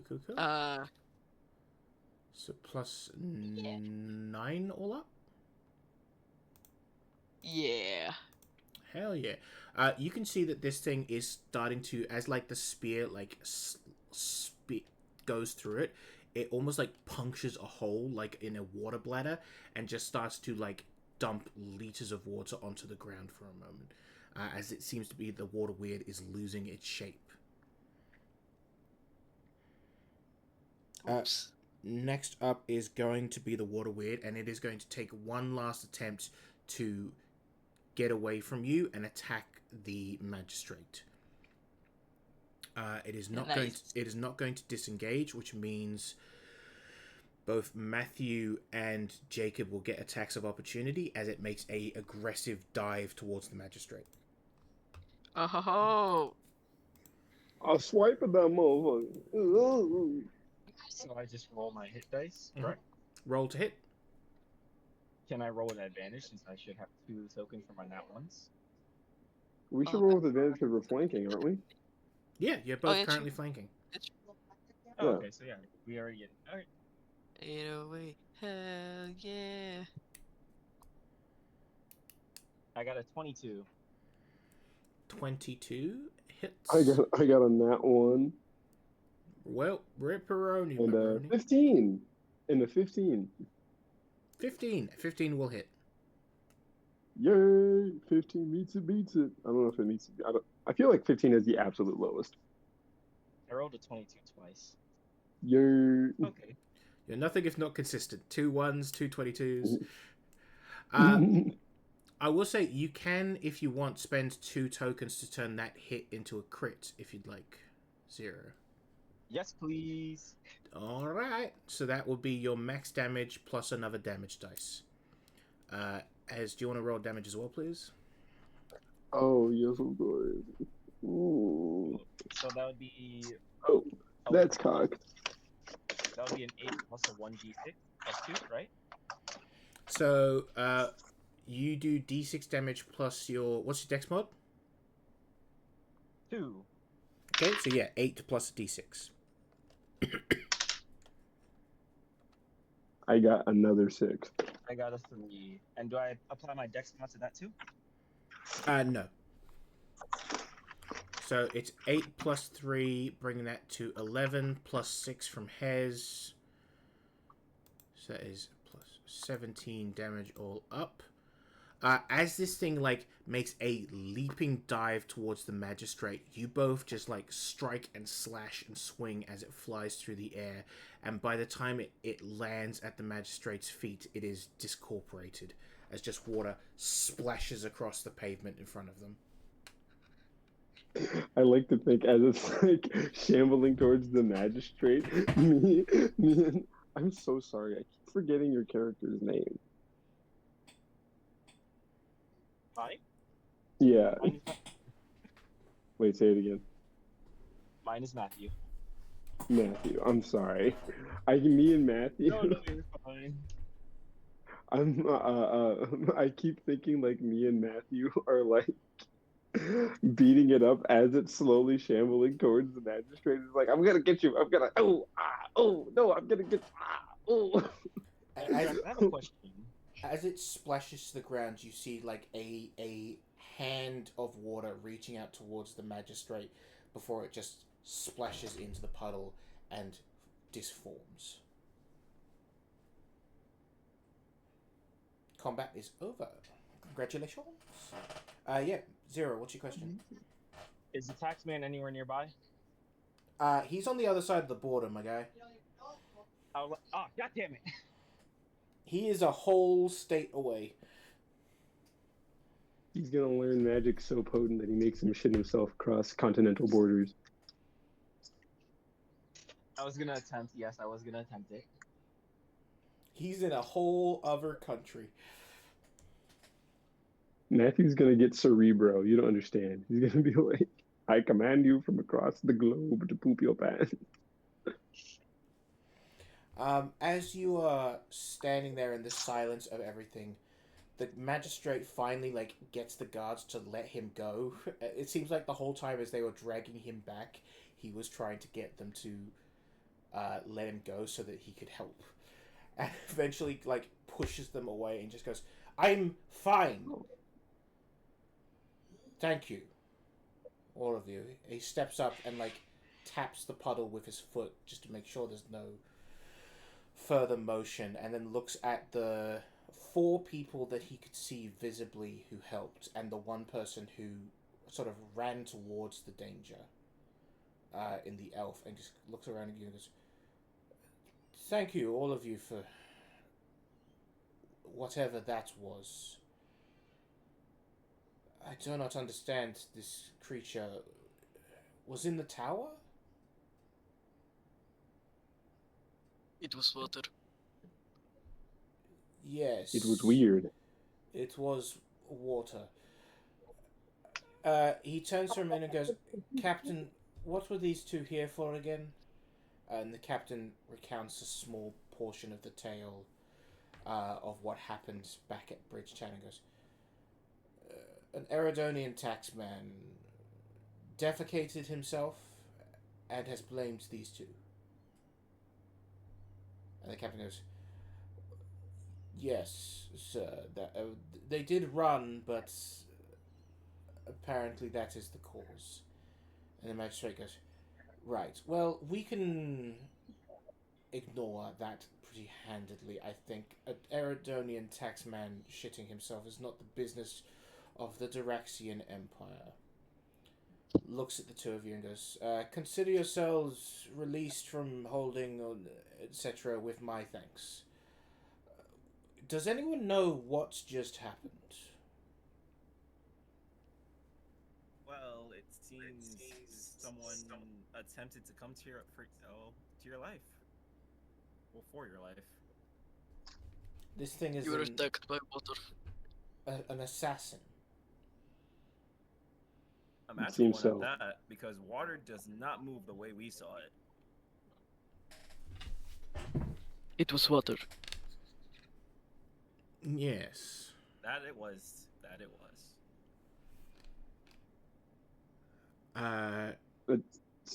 Sir, Jacob Helminus, cleric of the Lanian Church. Do yes, you the have miracle any? worker. That's what they say about me. You wouldn't happen to have any enemies? I mean, obviously you would, but enemies that would specifically use water-based magic, would they? I am not in the habit of making magical enemies, though I am, of course, an enforcer of the law. That does tend to bring some sort of ire in my direction. I can imagine.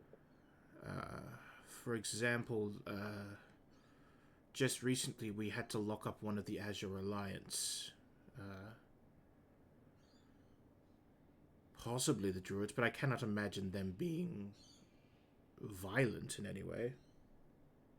Yeah, you meant as soon as you say the Druid, my eyes kind of like peer back over to, well, I don't like cartoonishly look over my shoulder, but I do like think like, Ren, Ren is a Druid. That's definitely kind of, I guess, classist of me. Do you look back at Ren?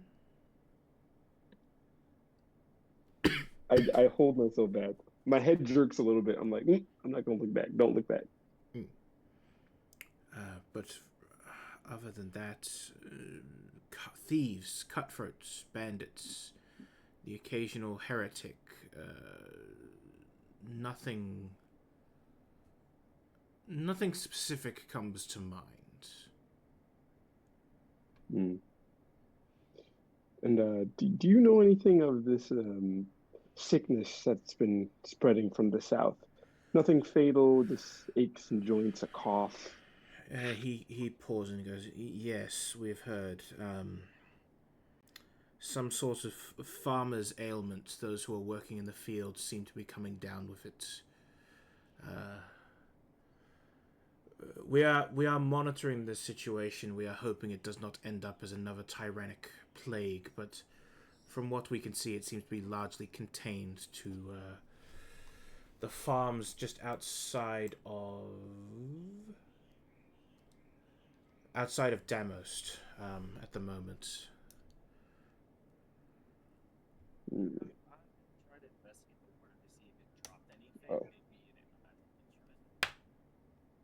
Oh. Yeah, you're coming through a bit quiet, but yeah, roll for investigation check.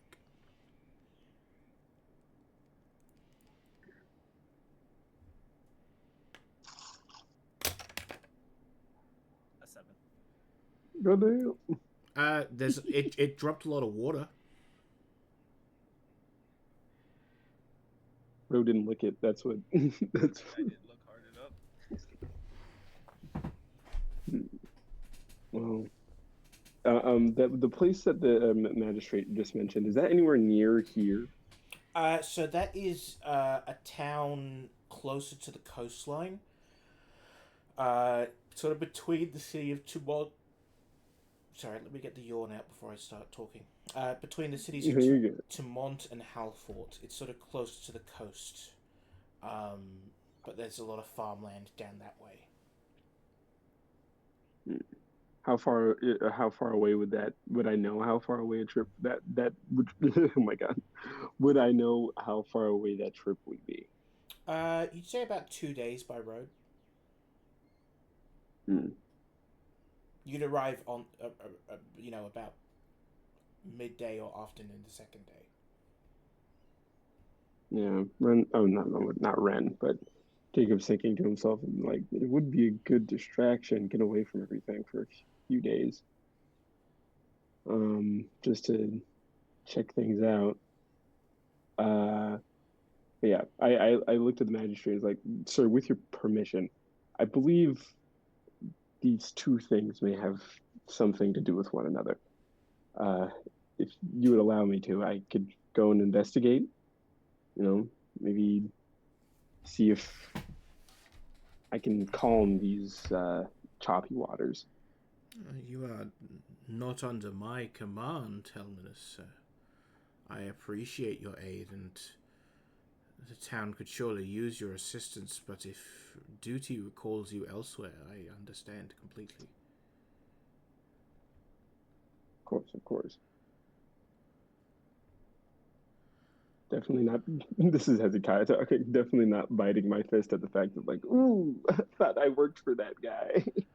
No, so he's a member of the Diraxan, essentially the local government. You are Lanian. He has no real command over you in outside of like he is an upholder of the law. So if you break the law and become a criminal, then he can arrest you and charge you. Okay. While Yes, this is always happening, asking to be is nice. there any chance I can go over to that water tower and see if there's any signs of maybe how this thing might have been summoned, if it was summoned there? Make an investigation or arcana check, please. I'm going Arcana. That's a 9 plus 4. Okay. There's a 13. As you're looking through sort of like the debris and stuff, you do find a section of like what is still the little bit that is still standing of the water tower. You like have a look at the support beams and stuff, and you see that there is a section of the wood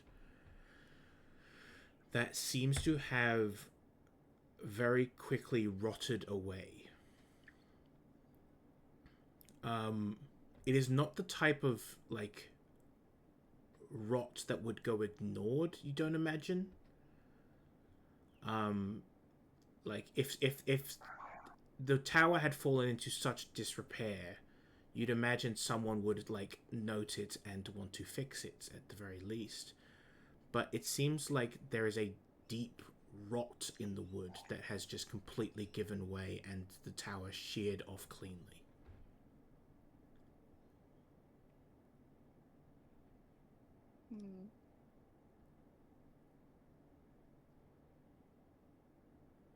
Don't know what to do with that information. It doesn't look entirely natural, but the only way to really confirm that would be to cast something like Detect Magic. I don't have that. Do you think Jacob would see this person investigating the water tower? As you're talking, one of the guards kind of like taps the Magister on the shoulder and says, "Magister," and just gestures over, and you see a high elf of the Krat hegemony, which is an odd sight to see outside their own borders. Very tall, very slender, just standing and looking at the broken down water tower. And the Magister just quietly goes, "What are the elves doing here?" I look at the elf and the magistrate. I'd say, he's with me. Yes, he's with me. He's a new charge of ours. He recently wandered over and is curious about her ways, and we're doing a bit of a ride along. You brought the elf here, miracle worker. Yes, he's useful for miracle working. Very well. I shall leave you to your business and will organize the cleanup. Excuse me, please. And he steps away, just like a slight bow of the head towards you in like thanks for what you've been doing, and steps away to start organizing the cleanup and repair of the water tower. I mimic him, and I turn back to the others, mainly Andros, as they're investigating, because I think to myself like, all right, this person's on the uh, same track of mine that I'm on, and trying to figure out what the fuck just happened. So yes, yeah, hello to the others. Hello? Yep. Is that all you have to say after all that happened? Is just hello? Well, I mean, you guys, I feel like have more to tell me than anything. I was What just do you out and mean? about. Oh, also, I'm sorry. Where is Ren? You turn around. Ren's not in the square anymore. She might like you Oh, can see the injured person is also gone, so she may have just taken him to receive further care for somewhere else. But you don't see them currently. well, my druid friend is gone, but yes, I was just minding my own business. You're healing, sick, and all of a sudden we hear this loud crash, and we come, and this thing is here, and you people are here fighting it. So yeah, I would say that you have more answers to give than I do. I don't believe that's the case at all. Uh, we heard the crash as well. I was just following, and Andrasa gestures towards Akasha and like tries to wave her over for like some backup because that's the only person he currently knows. Yeah. Akasha like makes her way over, having like checked on a few of the people of the town, and it's just, well, I don't know what's going on, but it seems like everyone's in a bit of a pickle. Gladly. As the five of you Oh, are like gathered together, your uncle Senior actually approaches as well and goes, "Akasha, are you all right? What happened?" I don't know what happened either. All of a sudden the water tower was blowing up, and there's a little water creature. I'm It just trying to was the water figure creature. it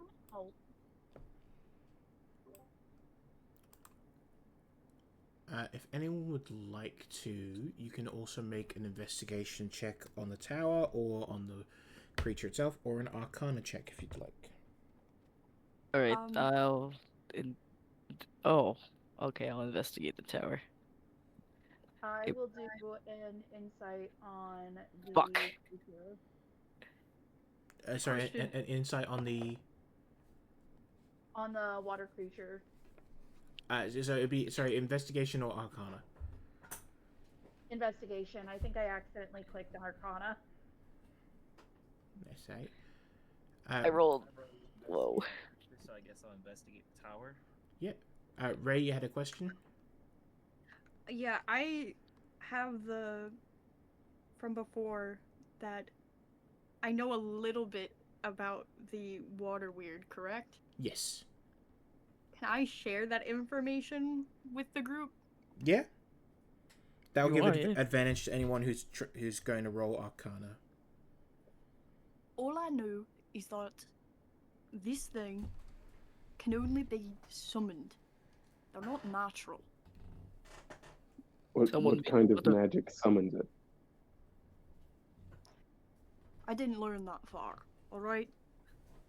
still studying, and he seems kind of like disappointed as he says that. And this I will think I may know probably who. be close. Well, it's all right. It's all right. I think I may know someone who might be able to help us. How can we get to introductions first? I don't know Right. your name. Yes. Sorry, on the job right now currently, so I'm kind of a bit of in a problem solving mood. Um, my mind escapes me. I'm Jacob Helminus. I'm a cleric of the Lanian Church. You are? Ondros. Nice to meet Hi. you, Andros. Uncle Samir.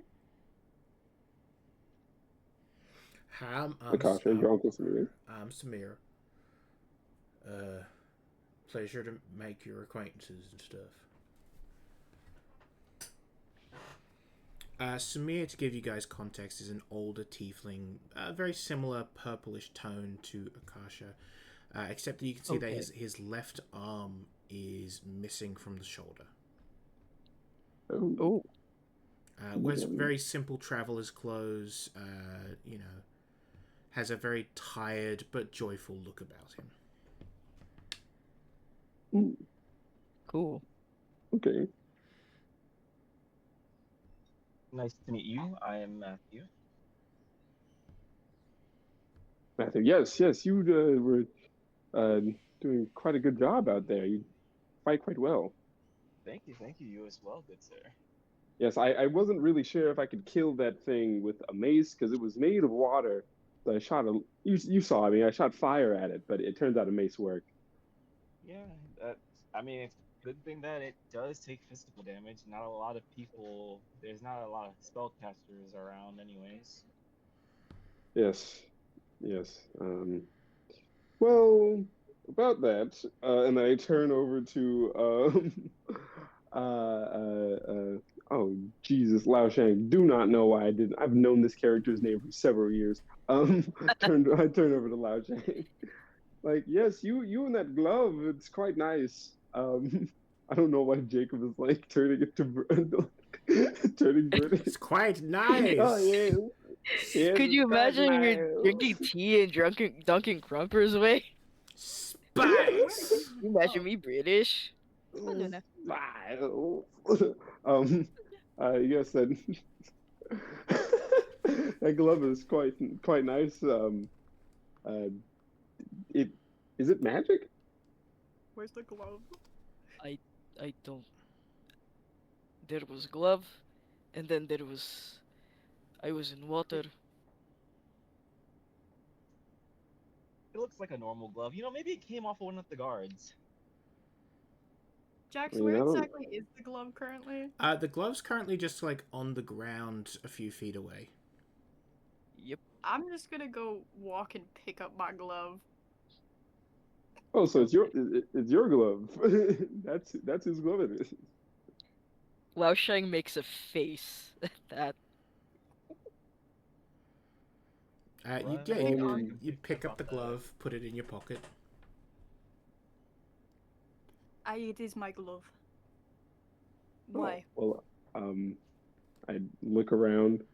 Do I see if anyone's seen this specific interaction? I mean, there are a few people like watching from a distance and like, keeping an eye on it, but no one is in particular seeming to like. People are watching you, but more like talking about, "Wow, that was crazy, wasn't it?" kind of thing, rather than like suspiciously staring. Yes. Well, at the end of the day, I guess the strangest thing that happened here was the fact that water came to life and tried to kill the magistrate, and not a glove that may have or may have not come to life. So, thank you, or not thank you, but thank you. Jax, what do we learn from our investigation? What did people roll? I rolled an 18. I accidentally rolled twice because I was using D&D Beyond, but the first roll I got was a nat 20, and I have a 3 modifier, so a 23. I rolled a 7. Rolled an 8. Woo. Okay, I'm a so smart boy. Matthew, you are looking at this tower where Andras was staring, and you can see very well where the wood has rotten through. Having spent some time out in the woods building your own home and, like, setting up your own farm that the taxman then tried to take from you, you have a general idea of, like, the strength of some of this wood. This, like, everywhere else on this water tower, like, the wood is almost completely dry and solid, except for this one particular spot where it is just, like, almost like water damage or rot has just soaked through it and just caused it to become like mulch.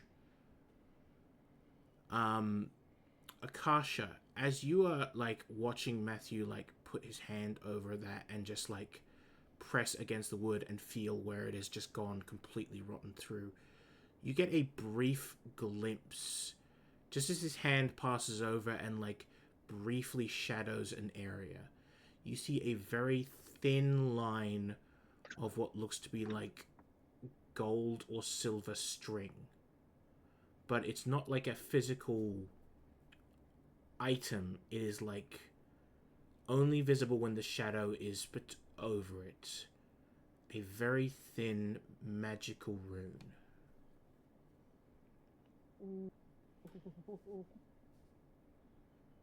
Would you like to get closer and take a peek? I would, yes. You hold your hand over and see, only visible to one so attuned in magic, you see a symbol there. It appears to be the after effects of a blight spell. Someone deliberately caused this wood to rot very quickly so that the tower would fall at the exact time it was intended.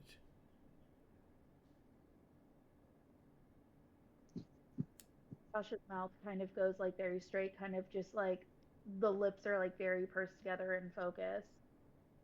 And um kind of like waves over um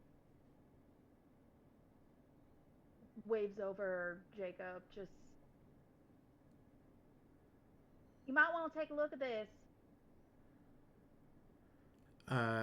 As you look at the rune more, with that 23, I'll say that you also immediately recognize the runes are a complex thing, but your tradecraft and the tradecraft of your family for many generations has been magic. This rune is not arcane in origin or divine in origin. This is primal magic. This is the magic of druids, rangers, the magic of nature. Mm-hmm.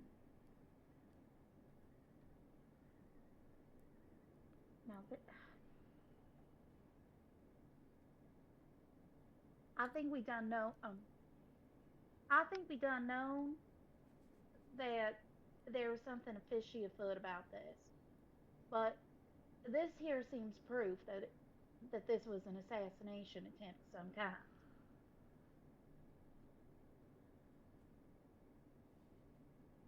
And what exactly? What is the trace of this attempt? Well, if you take a look, So once Akasha points it out to you, you are able to see the lines of this rune, barely visible in the shadow. Something that an untrained eye would not know to look for. But Kasha is pointing at it with like her clawed finger, just like making sure that it's like noticeable. Like, sorry, go ahead. I've completely blanked on what I was trying to say. I'm so sorry. No, that's all right. That an untrained eye wouldn't know to look for. Now that it's visible, you don't understand what the rune means, but you can definitely see it there. And as Akasha explains, the blight and the fact that this is natural magic, essentially witchcraft. That plus the combination of under us saying that the thing had to be summoned, the plan seems to start to form in everyone's mind of what exactly just happened. This was deliberate. This was an action taken to see the Magister dead. Is it possible for me to try to decipher the rune? Like, do I see them looking at it? Can I try to decipher it? Yeah, you can make an Arcana check with advantage because of Akasha's help by pointing it out and helping locate it. Yeah. That's a 10 as the first roll, plus 8. And then 11 is the second roll, plus 8. So I'll take the second one. I'll take the 19. Runes are like code. Tiny symbols, scratches, and marks put together to create a specific result. If heat, then fire. If fire, then damage. If damage, then kill. That's a firebolt, a simple magical effect. This one is a bit more complex. It aged the wood instantly. It rotted it like necrosis, causing the tower to fall. There is no such thing as a maker's mark on magic. There is no symbol or signature that a spellcaster leaves when they have completed their spell. But there are touches, small elements that would allow you to understand who or what kind of person cast it. When divine magic is cast, it burns. It sears into the ground. When the light of the Larnian flame enters the world, the runes are fire. When our arcane caster, such as yourself, casts magic, the motions are precise, clinical, like the doctor's scalpel or a calligrapher's pen. Each tiny section of the rune appears in space or in time as practiced, methodical, clinical. But when primal magic is used, it is as if the world shifts to the will of the magic itself. There is no cutting mark. There is no burn. The wood split. This is not just primal magic. This was created by a prodigious primal caster. And based on the magic, the person who did it was in the square when they cast it. This was not set magic. This was done in the moment.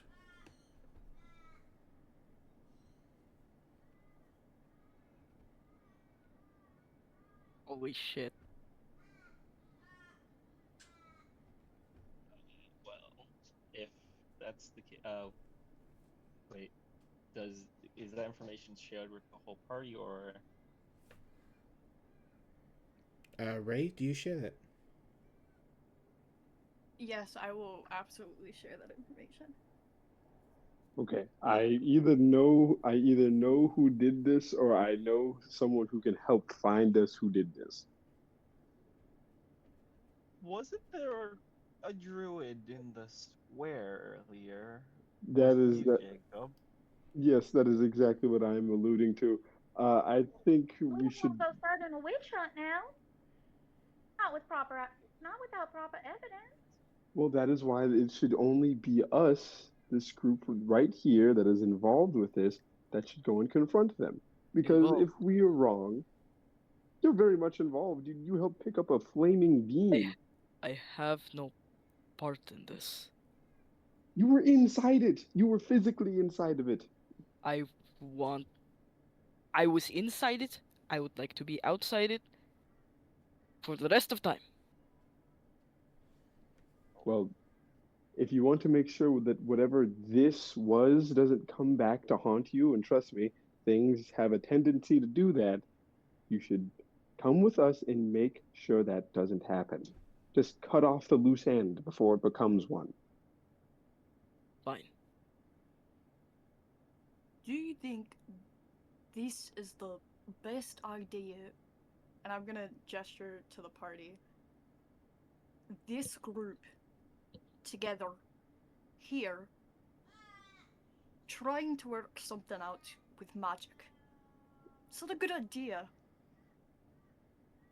Cause I don't know if you know the laws of magic in this land, but it's not really well looked upon, right? I don't think I want to get involved with that. I understand your concerns, but my ties to the church, they can protect you.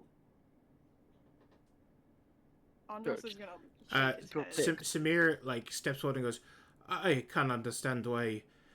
I can't understand why Andros would need protection, being as Andros is clearly of a sorceress elven line, and therefore their magic is accepted wholly by the church as divine right. And Andros looks at Andros with like intense eyes, has no reason to fear persecution from the church. You don't have to do that. I'm not like that. Lao Sheng just kind of like looks at him and he goes, "You're a magical rabbit." Would you call me now? A rabbit? Did I stutter? I feel like they're gonna have like a little like staring match for a moment, and then Andros is gonna like sigh and go, "Fine." I just, I don't remember the time and date that was on that note. How much time do I have before this so-called meeting is supposed to happen? You have about 4 days. I have 4 days. I have a schedule to keep in line, so we can keep it under that. I'll join you. Of course. You have a keen eye for these things. That's why the magistrate was asking about you and seemed a little suspicious, so I lied. But don't worry about it. Lao Shang, as this conversation is ongoing, you feel a little tap at sort of like your side. He looks down. Standing next to you is a young halfling girl, probably about 4 or 5 years old, and she's just looking up at you, and just being like, "Are you a giant?" No. Oh. Are you lost? No. I wanted to I wanted to say thank you for stopping the monster.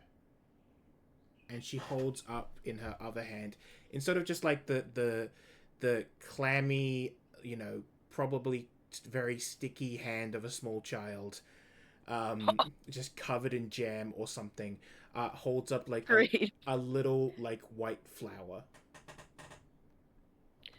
He takes the flower in like 2 fingers, and it looks so small in his hands, and he's like looking at it, and then at the child, and you just hear like he makes the noise of a tea kettle. He's just like, the young girl just kind of like hugs your leg and then turns and runs away back towards you see like 2 halfling parents that are like sitting outside the tavern, sorting things out into a wagon.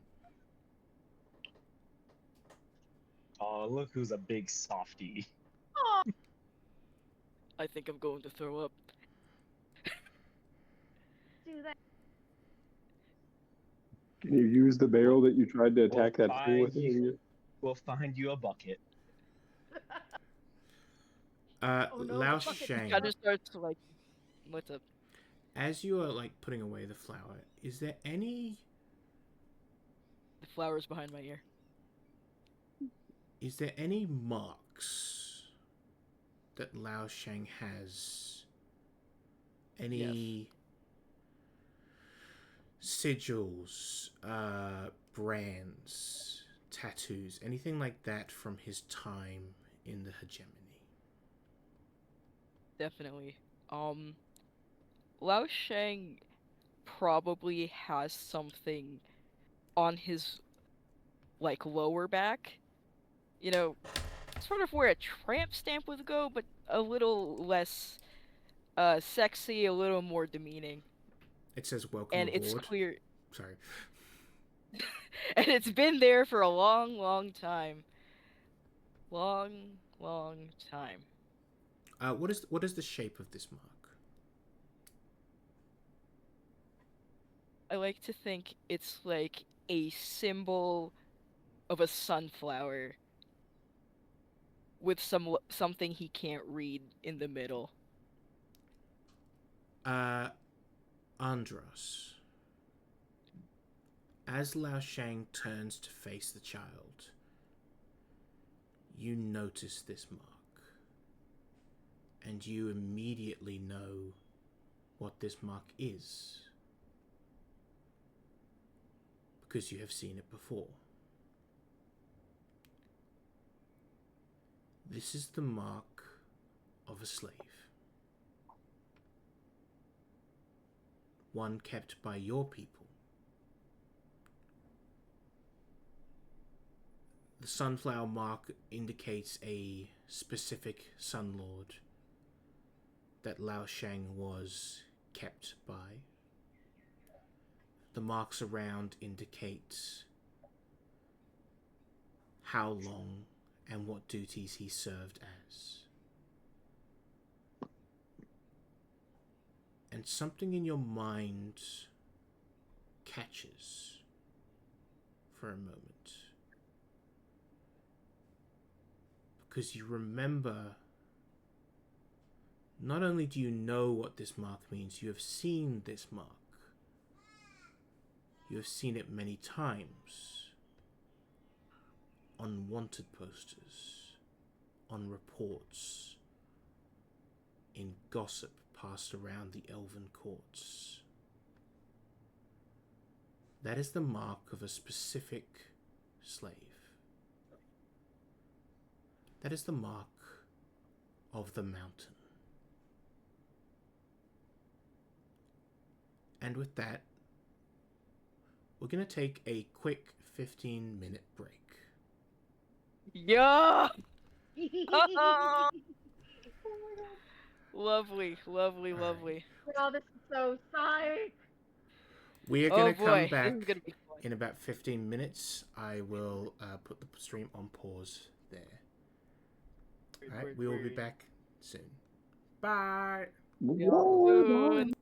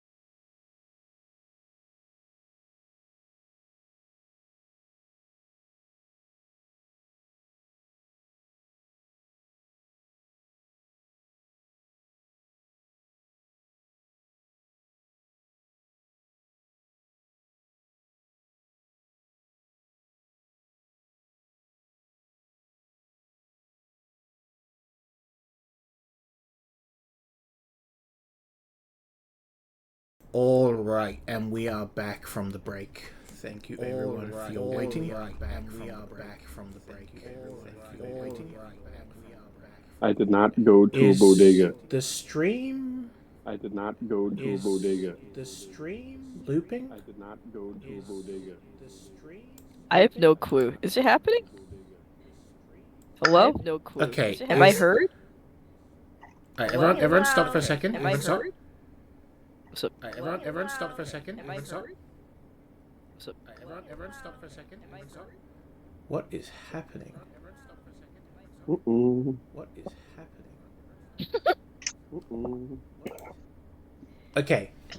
Is it still echoing now, chat? I need someone in chat to message. are we echoing? Are we echoing? Penis. Oh, Okay. I think I figured out what was wrong. It was my fault. Cool. Ah. Entirely my Blame fault. the So DM. sorry about that. Blame Blame the me. DM. Blame me. Throw things. How was the volume? Because someone did message saying it was a bit quiet.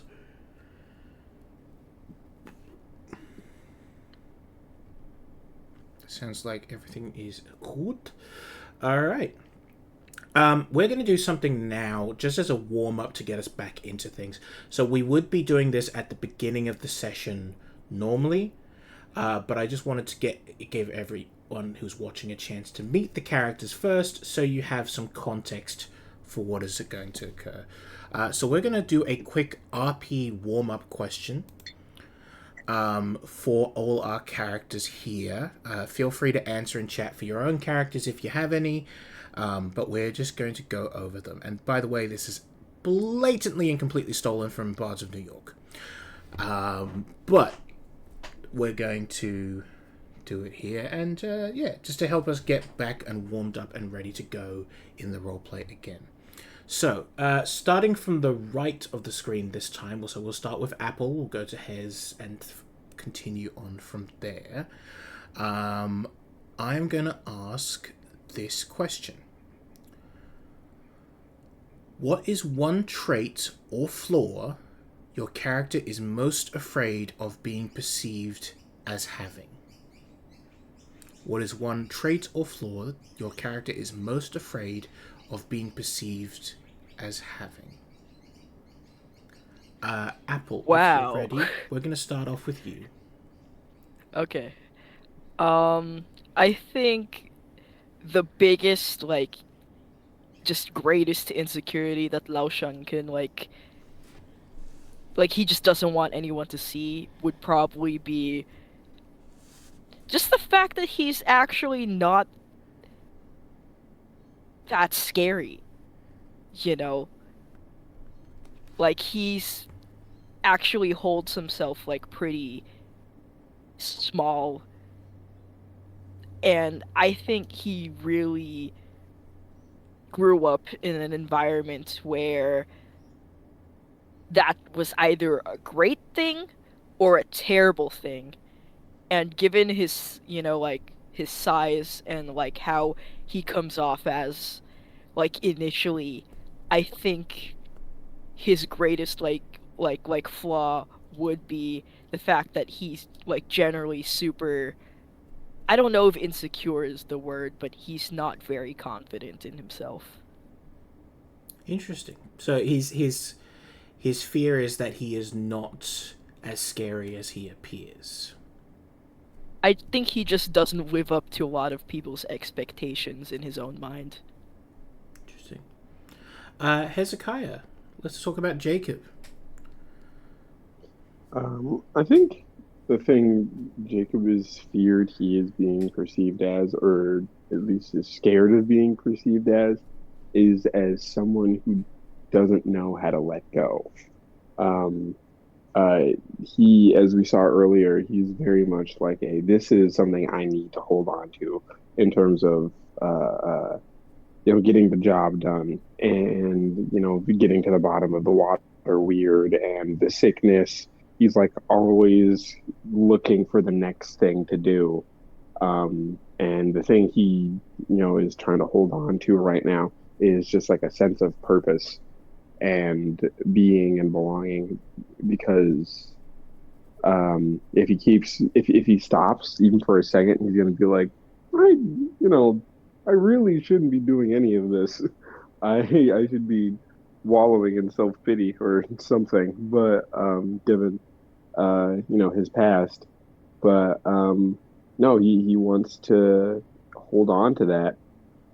But he's scared of people being like, bro, you need to like actually feel the things that happen to you, man, before you go forward anymore. Interesting. Let's go to Zero. Matthew. Hello. I would say Matthew's weakness and is probably falling into his own con again after what happened last time around, or in his backstory. I don't know if we're gonna go into that today. Are we going into that today, Jack? Probably not, but we can we can talk. So he's worried about getting caught up in his own lies. Yes. And sort of like believing that he is what he is putting out. Yeah. Interesting. That is what I feel like he would fear the most. What is my purpose? You pass the butter. Ray. Andros. I feel like Andros doesn't want people to think he's just like every other elf in the Krat hegemony, and he doesn't like the idea of being perceived the same way, though he was born into basically the role and he's supposed to fit it. Being from the Krat hegemony, where this rigid caste system exists that you are essentially on the top of, or are very close to the top. A very cruel and blatantly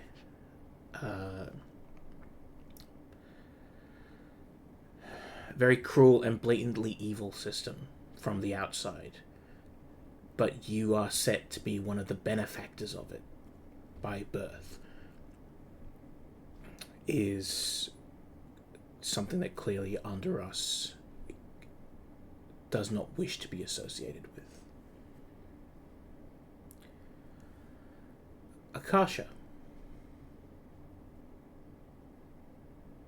Tasha is so rooted in the family and in the family business of finding joy for everyone, trying to make sure that the world is a better place, like leaving the world in a better place than the way she found it. And is just like, it causes also for then a bit of like, I don't want to say like a chronic people pleaser, but there is like that expectation that she needs to make sure everyone is happy, everyone is healthy. And compassion is definite, like to be compassionate and to be kind and to be good is obviously not a negative flaw. But when it gets to the point of fear of, oh no, what if I make like, what if my intention, or like what if my intention is different from my action? And it's very much like kind of the similar, I would say it's like a very similar flaw that like Aang has, of like, this is my belief, this is like how I think is best to fix I'm like, to help the world, to care for the world, but is it is it going to be the right step? Is what I'm And doing actually good for people, or is it just the best I can think of at the time? Yeah. All right. Well, Hopefully that has everyone nice and warmed up as we return to Elroc. I feel like now is a time for a bit of context as we talk about the mountain and what he has done. We need to provide the context that those actions occurred within. So, without further ado, this is Elroc, the Six Kingdoms and the Larnian Holy City. The party we have met is currently in the depths of Daraxia, the kingdom marked in green.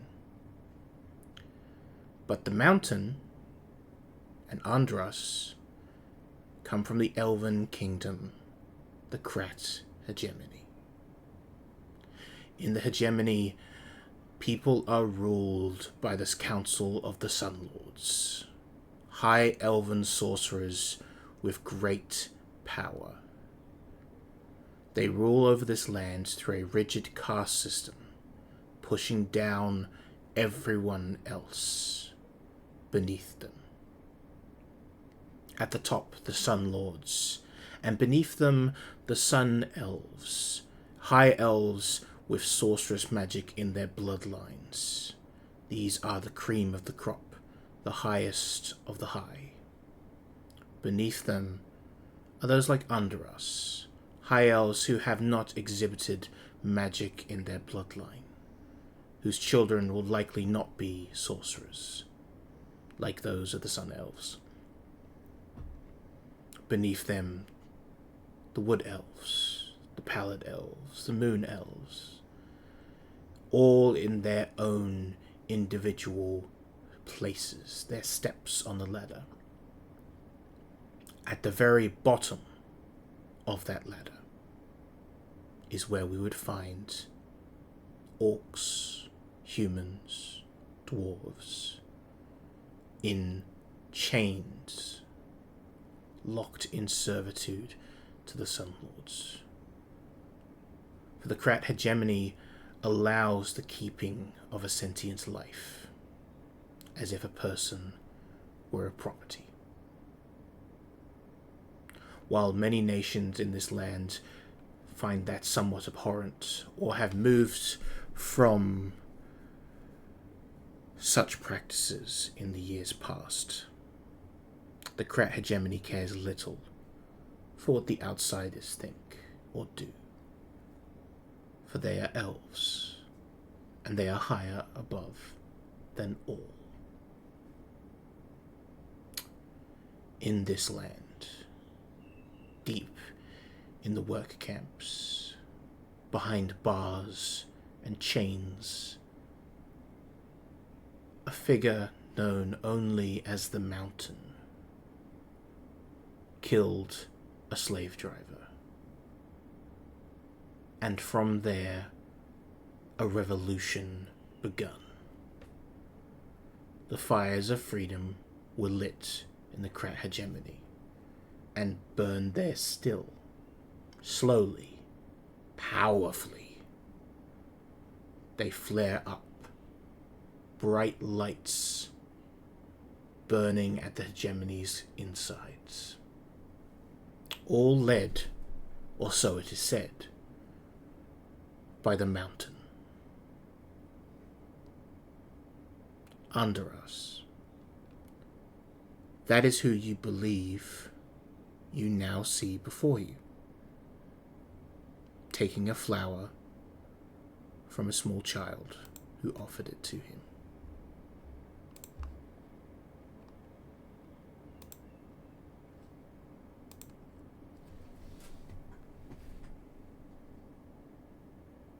So, as we return to that moment, as we return to the courtyard, as we return to a small town that has recently been saved from the attack of a water weird,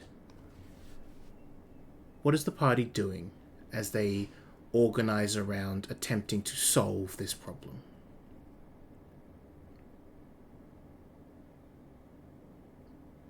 Well, I would probably say we should probably get ready to go look for Jacob's druid friend, since Oh that's yes, the only Ren. lead we have. Yes, and if we're going to go look for Ren, I want to. I do agree with Akasha. We shouldn't make this a witch hunt. I could be wrong. I could be wrong. I just have a very strong hunch that I'm not. So I think we should approach this calmly, but also be prepared for a scrap.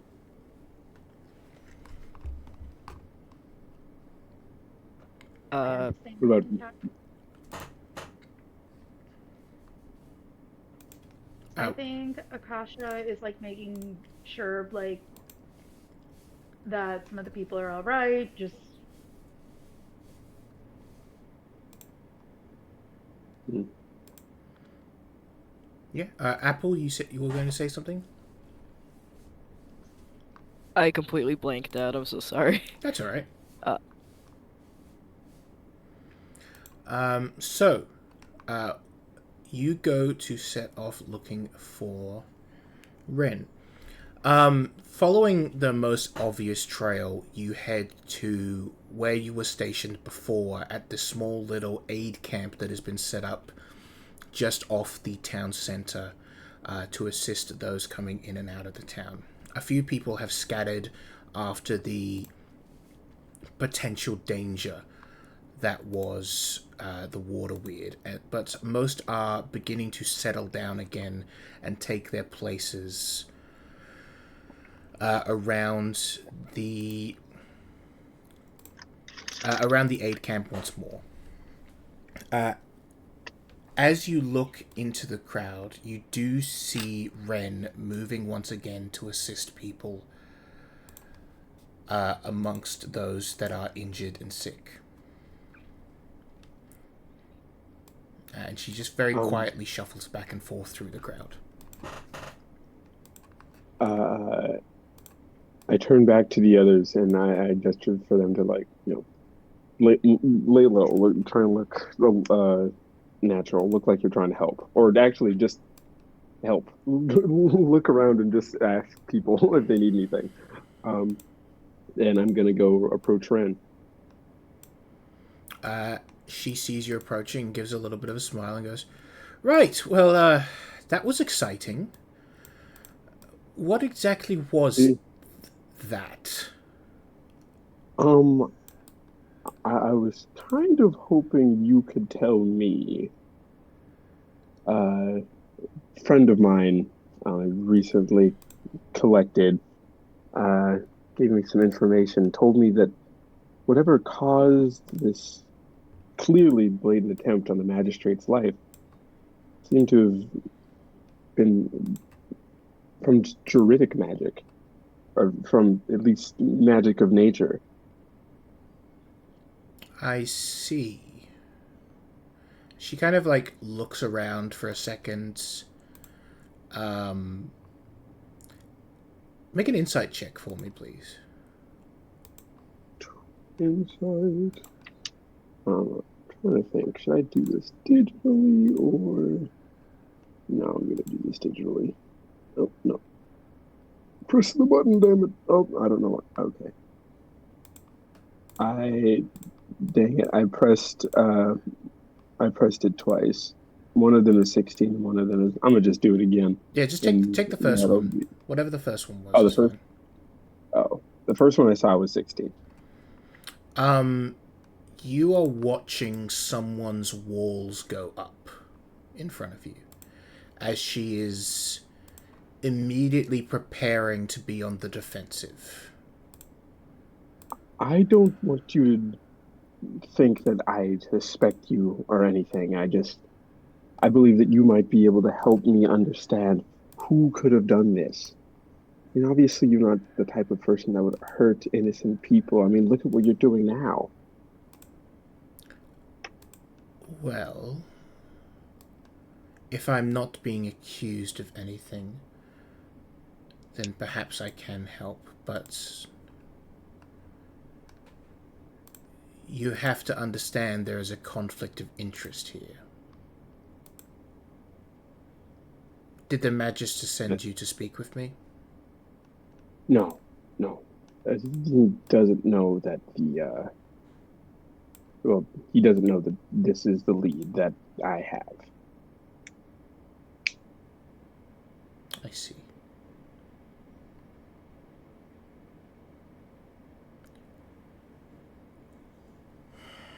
But we could really use your help. We'd very much appreciate it.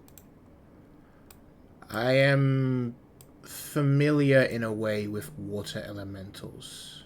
With elementals of a type. They're summoned creatures, usually. They don't tend to just occur.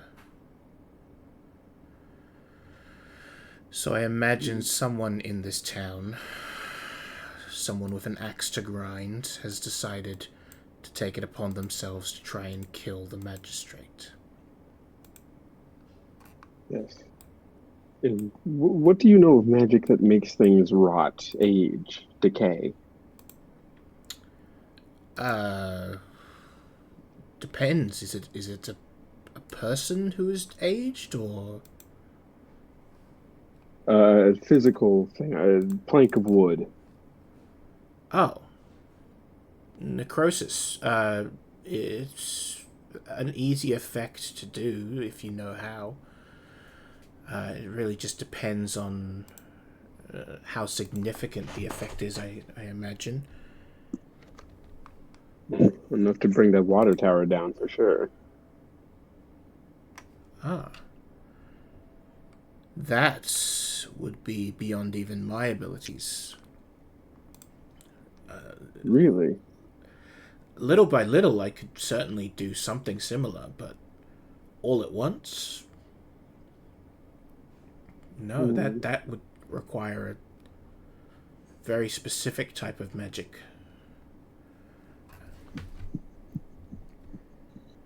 What have you found out so far? Yeah.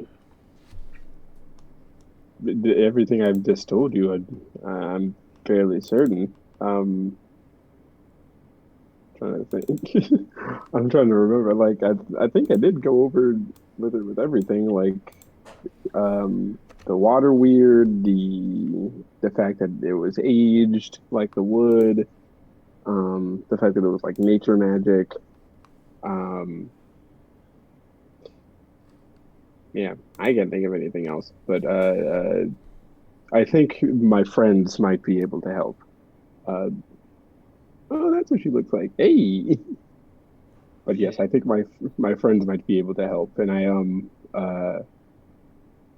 yeah, I just bring Ren over to the group, and have they started helping anyone? Have you guys like looked and asked to see if anyone needed any help?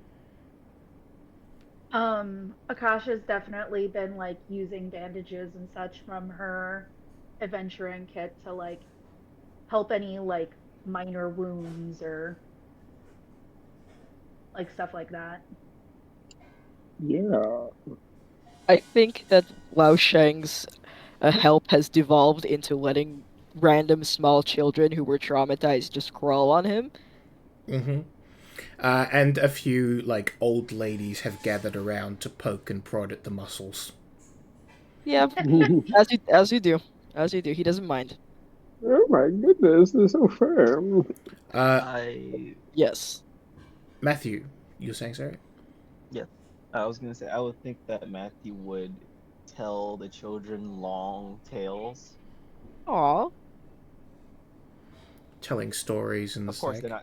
they're not true, but let's not let it come to that. Uh, Under us, you have been somewhat cornered by an old lady who is talking to you at length and going, "Yes, I have met elves before. It's a long time ago now, though probably not for you. It might have been 20 years back or so. Yes, lovely people. Tell me something. Do you like boys or girls? I have 3 nieces. They are very beautiful, and 1 nephew. Very, very stupid." Oh, um, he's gonna look around, considering he's cornered, um, trying to like catch somebody's gaze for help. I do think Would you this is the like right... to? Would you like? I could put you in contact with them. My nephew is he works for the bank. You see, and my nieces, they're all seeing overseeing agricultural works upstate. Andros is like slowly nodding along, still kind of looking for an out. Would he see one, or not really? I mean, there you are trapped Roll for eye contact. purely by social convention, not by anything physical. Roll for eye contact. Andros is gonna nod along and say, because it's how he grew up. It's kind of, he wants to be polite. I'll take the information. I suppose. She starts like Your reaching for like a piece of paper just to like scribble something down with an ink pen that's nearby. But when you see Jacob waving over to you, I maybe another time. You can give me your nephew or niece their contact information. I'm being cold. of course, I'll see you then. Bye bye. He's gonna kind of not like run over, but kind of in like a little quick shuffle, try to reach the group quick. Definitely looks like a little not more embarrassed than uncomfortable. Oh. You see that lady like take a pause a moment and immediately lock onto a new target and walk over. Oh no! She doesn't seem like she's here for help. She seems like she is here for like matchmaking purposes exclusively. You know what? I love that for her. She knows what she wants. I mean, technically, she is looking for help. She's looking in help with the help of romance for her grandkids. Yeah. Real. Yeah, so Looking for help. No, I'm looking for love. the party convenes and Ren kind of looks at all of you with like slight hesitation, but seems to be like less hesitant now that there's a random group that is not just town guard or church folk. Okay. Right. Trying to hide my discomfort. We're the most here. we're the most safest group of people you could ever run into in a fantasy world. A group of random motherfuckers. But yes, this is Ren. They're a druidic friend of mine. They're a healer, very good at their job. These are Akasha, Zero, I believe, Andros, Matthew, not Zero. Matthew. No, okay, dang it. I was looking at the thing and I was like, one of these things looks like a regular name and one of these looks like a cool fantasy name that a guy with like a cool stand would have. Your guy's name's Jacob. It's True. If it helps, on the left side is our names, on the right side is our character names. And honestly, I'd never even noticed that. I am so sorry. Oh. Yeah, Jacob just peered into the fifth dimension real quick and realized he's a fictional character. Oh no! Not one of these characters. Not again. But yes, this is Matthew, and then this is Lao Shai. I see. Yeah, I saw you all in the town square. Okay, what? So, someone's trying to assassinate the magistrate. That is That is the Potentially a yes, druid. Yep. And Yeah. they had to be pretty nearby the square, apparently. Yeah, well, I'm the only one from the Alliance that's here, so if they are a druid, they're unaffiliated. yes, and we should probably keep the fact that it was a druid away from the local law enforcement, because someone who isn't us might be, well, she's a druid, so... I certainly had no intention of spreading it, but Yes. good to know. That is definitely what I did earlier, until you gave me that spiel. I was like, all right, I'm convinced. Do you happen to think that they'll attempt to come after his life again? I mean, I can only imagine. First, you don't succeed, try You, again. you Yeah, think but they they wouldn't after failing to throw a water tower down on him? yeah, but they would I probably have a go back. backup plan. Oh, They weren't. They definitely weren't counting on someone like us. Someone's like us interfering. Anyone I that mean, desperate not to like a kill someone.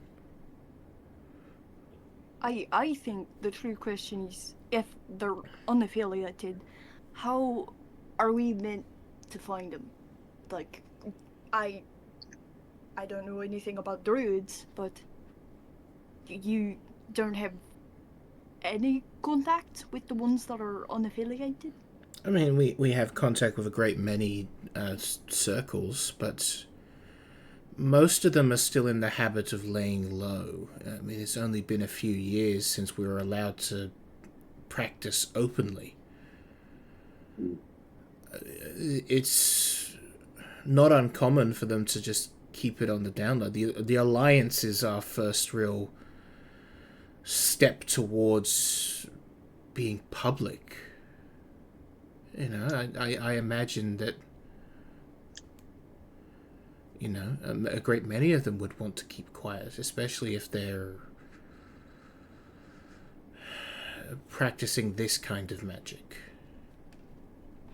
Maybe there's this druid who wants things to stay quiet, who wants them to retreat in terms of relations. Having the druids go back underground, I mean. Look, it's there is always a chance it could have been someone manning to train the druids, especially since they're so close to progress. That as well. I can't imagine any druid wanting us to go back to the time of cleansers and beheadings, but I suppose. No one does. But maybe if it was someone who just happened to know about know enough about druids. No, if the magic that you're talking about, summoning a water weird, bringing down that tower with in a moment, that is powerful magic. Whoever's done this is an actual, genuine practitioner. It's just a matter of finding out why. Well, I would think that it has something to do with the Magister. I don't know what he's done, but has he done anything to druids themselves, to the clans, or? I mean, I don't know. I'm new in town. I heard there was some ruffled feathers about an alliance druid passing through here with some incorrect papers or something, but I can't imagine administrative stuff would be something worth killing over.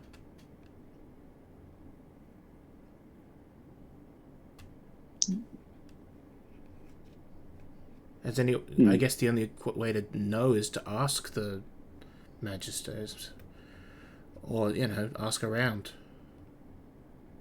I mean, if we Yes. ask the Magister, we'd practically be admitting that it was a druid in a sense. If we ask that way, we have to go around asking it so he doesn't suspect druids.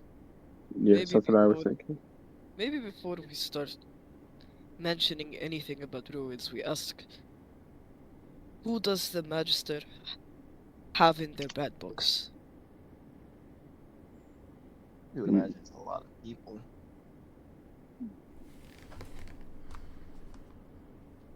I mean, he wasn't really forward. The accent's gone. Try He again. wasn't forward with who was his enemies. That's why we do not ask him. Yeah. He didn't seem to be very frontward about that when I asked him about it. If you But can't who get should we ask? if you can't get close to the source, I suggest you ask who's around him the most. I mean, this is an area that's been heavily affected by loss of resources. I Does could he have servants? no, but I might know someone who might know about that. What is DM? What was the name of the NPC I was with earlier before I met Ren? Aaron. Aaron. Yeah. Would I know where Aaron would be at this time? He's around. He's sort of been assigned to assist you during your time in town. Yes. I just scream, Aaron! You turn around and he's just there. Oh, there you are. Like you it's not even What the not even hell? like you go to yell his name. You turn around, get like the and he's in front of you. Oh, I see. Aaron, yes. Was I don't he know. there all this time? I try not to think about it. No, I was needed and now I'm here. And I Okay. very much appreciate that. Oh, why am I brain farting on this right now? What did we just need? Yes, the servants. Do you know if the magistrate has any servants? Anyone that's around him that's on like the same level as you are on like the the food chain, I guess. That is a terrible way to word it. He has assistants, of course. Assistant. He has his scribe. He has the sort of his aide who organizes all his meetings and the like, and of course the guard captain. Wouldn't- I mean, I if think there was. Oh, go ahead, sorry. I think the scribe might be the best bet. But what's your thought? Well, I was gonna say if he was having issues with people, the guard captain would be the one he would summon to take care of them in a sense. So it could be a mix. But would he be True. willing? Yes, the guard captain is a risky move. That is like very high up the food chain. The scribe is someone we could bully. I mean, I hate Yeah. bullies. But it is someone we could push around. And he wouldn't have to write everything down, being described and all. Yes. Good. So being a scribe, you have to have an insanely good memory. I'm assuming. They usually do. Or They a lot write of everything paper. down. Yeah. So I'm gonna nod along. he has a new scribe that from a few days ago, but his old scribe still lives here. He's one of the locals. He might be the easiest to talk to because the current one would be working currently actively, but the old scribe would be around. Yes. Could you point us in the direction of that old scribe? He goes, "Oh, I actually think I saw her earlier." Looks Oh. around and like sees as she's like kind of walking away. He points to this old human lady who is currently cornered yet another person and is talking Oh. at length about her nephews and nieces. Oh, and I think Andros and immediately is gonna go. I can't do it. I can't do I it. can't do it. No, no I'm again. like, Andros, can't weren't do you it. just talking to that Old that lady earlier? No. I can't do it. You go talk.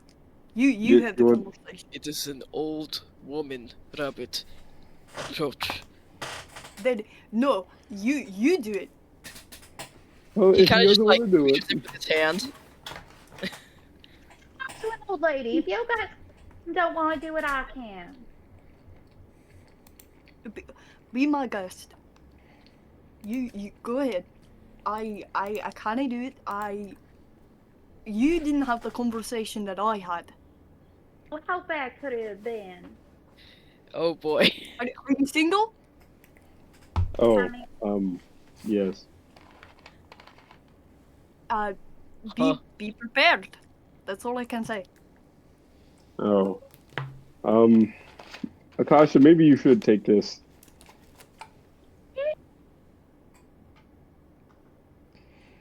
Sorry, the mic cut out on us, so all we got was yep. No. Yeah. Oh no, your mic's been cutting in and out for like a hot minute. Hello? It's Oh my fine, goodness. thank Oh my God. god. Oh. Oh gee. Oh no. They got Anna. The grandma took Whoa. Anna. The grandma took They Anna. got Anna. No! The Have entity. you met my Oh nephews? God. Oh God, she's here. Hi. For the love of God. They try to murder me. Okay. Whew. Grandma put me down. All right, can you move closer to your mic, or is it just a settings thing that's broken? Give me one moment. One moment, technical difficulties. We will be right back. We're gonna go on a quick break while we sort this. Do do do do do do.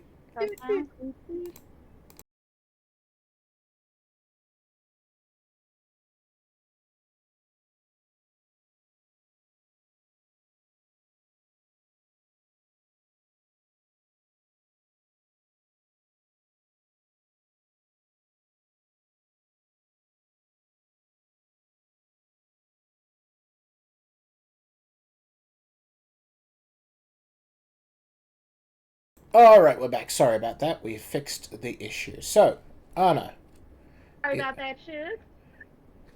is Akasha going to approach? Can I approach the bitch? You may approach the bitch.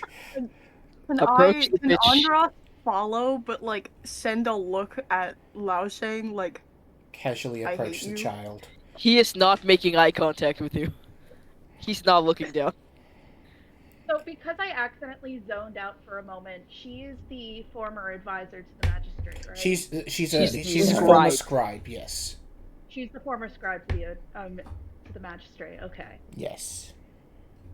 All right. So Akasha is going to go up to the old auntie. Mm-hmm. Hey, Chef. Oh, hello, dear. How are you? I'm doing wonderful. How you doing? I'm doing wonderful. May I just say that I love your hair and the horns? Ugh, the ornamentation on that is delightful. Oh god. I picked these flowers myself. Oh, they're beautiful. Okay, you ain't you sweeter than a magnolia. Oh, thank you very much, dear. What's your name, honey? I'm Akasha. It's a pleasure to meet you. And Akasha. My name's Whitney, darling. It's a pleasure. Oh, hello, Whitney. Oh, you are just magical.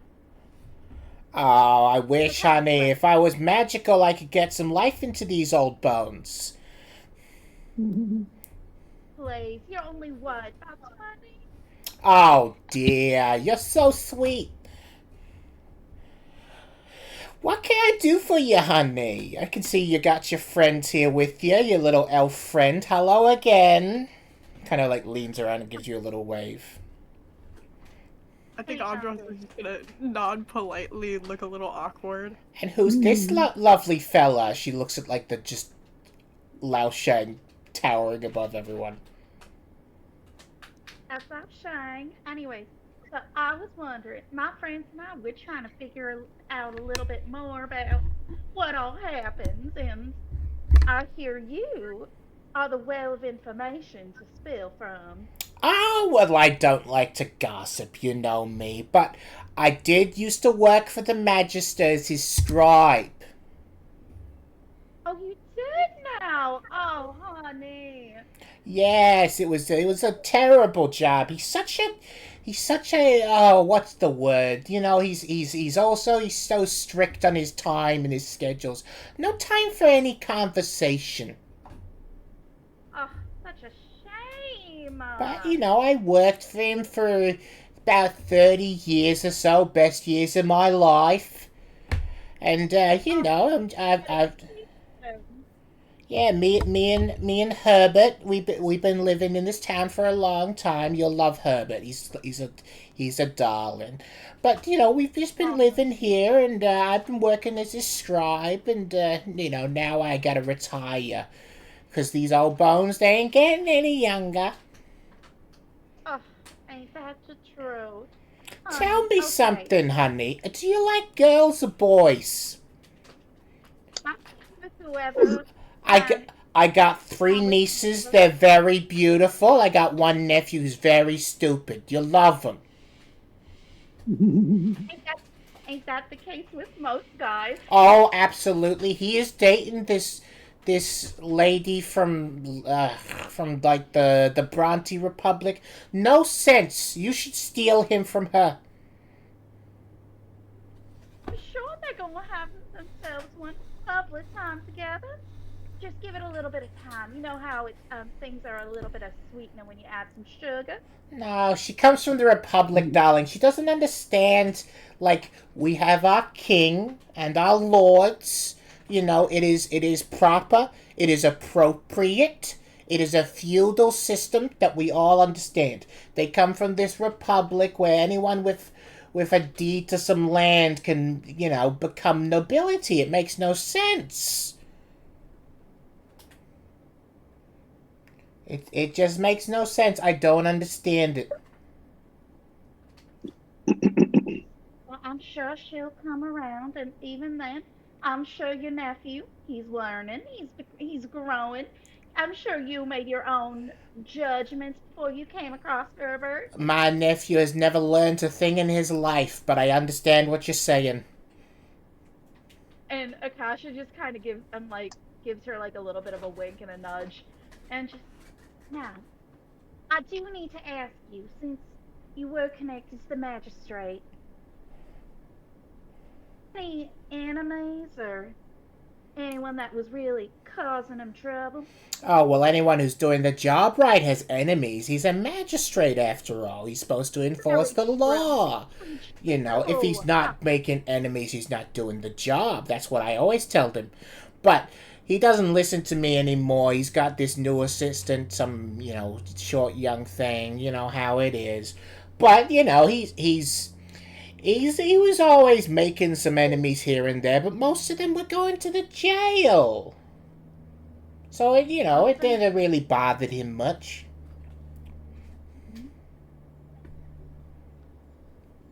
Anybody that you could think of that might want his head? Oh, Want to honey. what?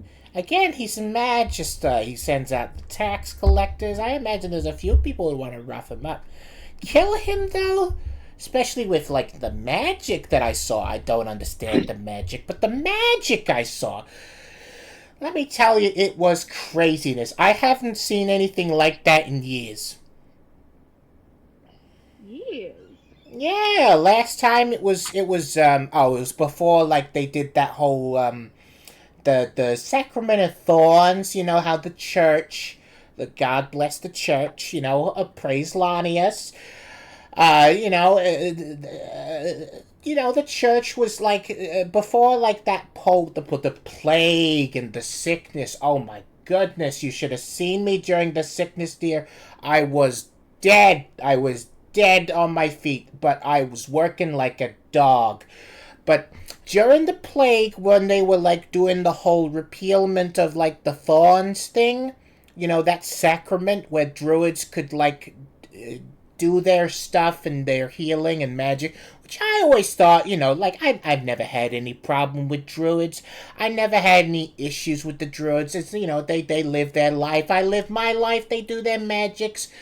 I got no issues with the druids, but when the church repealed the law with the thing with the thorns, that sacrament thing that allowed the druids to do their thing, there was some troubles around then, and there was a lot of magic being thrown around, and it was a whole thing.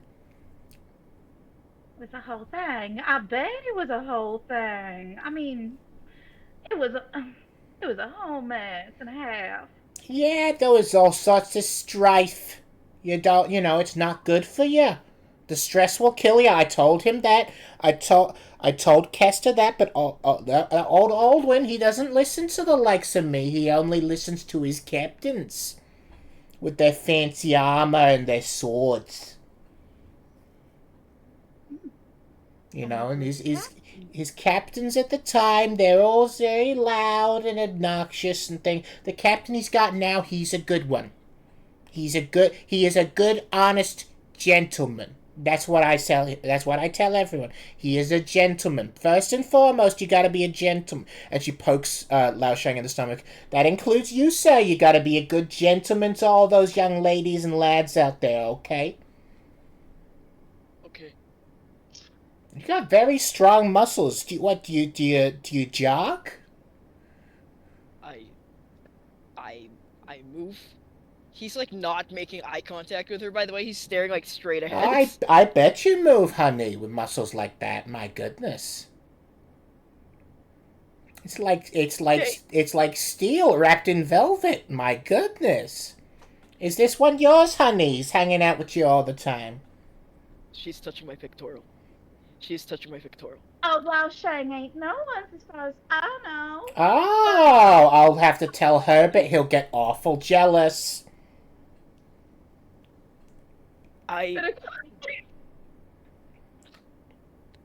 He's completely frozen now, by the way. He's just like not moving.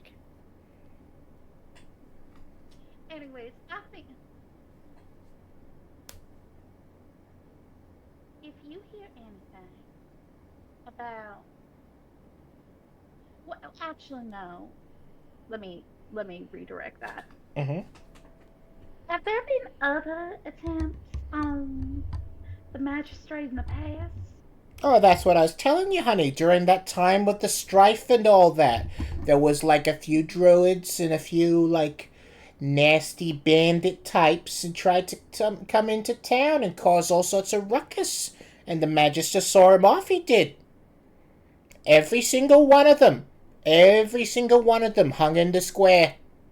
He wasn't gonna let that pass when they came here and started burning buildings down. It wasn't right. Every single one of them criminals was done. He did them. They were in the square hanging. It was a crime and punishment. You know, gotta keep that order. That tends to be the duty of a magistrate. Yeah, it's people coming into town, burning buildings down, trying to scare off the good hard-working people. That baker down the road, almost lost his sister to the druids burning down buildings. It's not good, not decent. I think, is this like his I think I would like to roll a history check for like if my character would know anything extra about this specific instance. Go for it.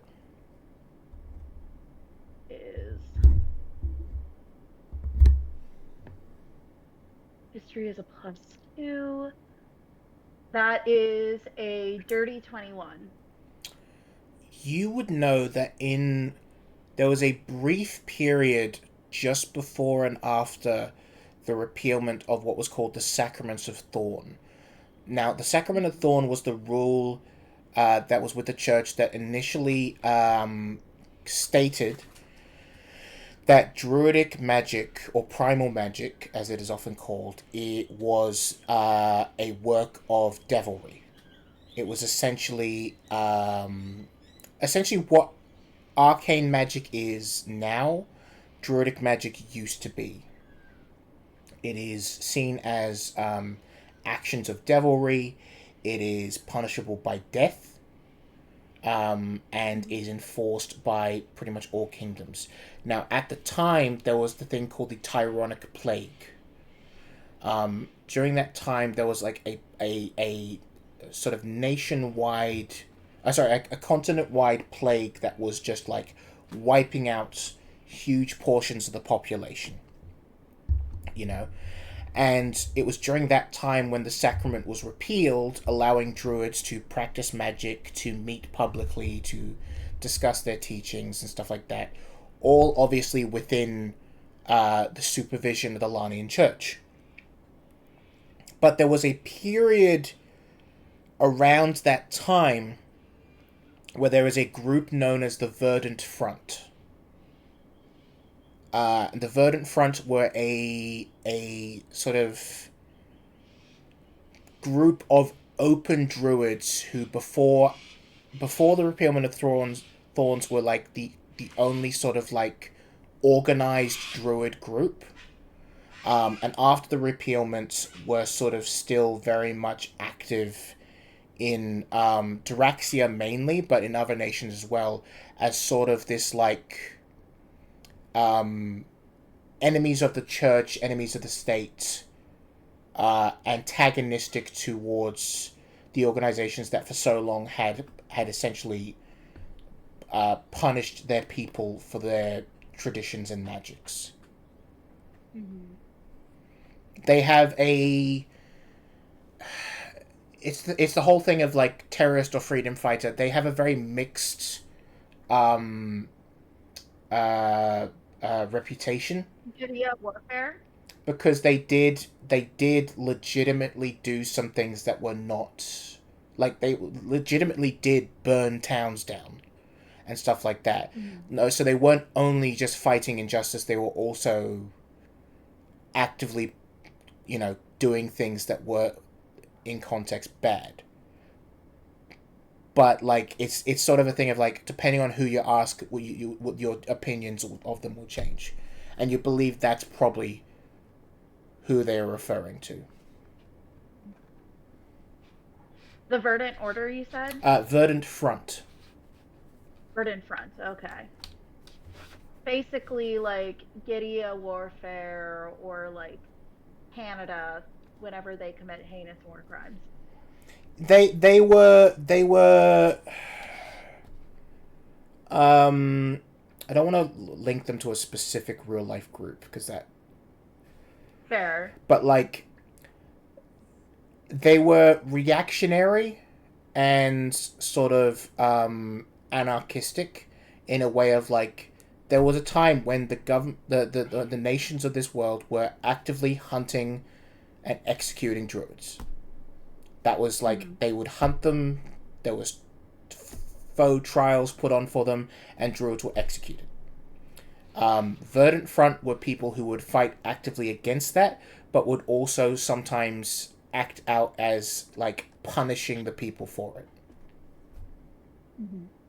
Um, you know, and obviously any druidic magic that went awry or anything that like, even some like natural disasters were blamed on Verdant Front as well. So Mm-hmm. exactly how you know uh, exactly how controversial they are is there's a wide degree of disagreement on that because how much of this is propaganda, how much of this is real. This all Yeah. happened years ago at this point.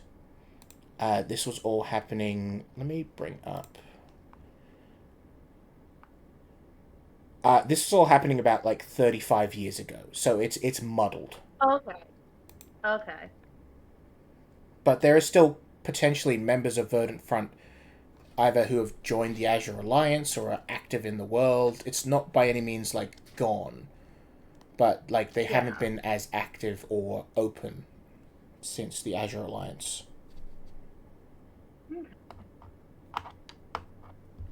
So Akasha is kind of like listening to the old woman talking about this, and or,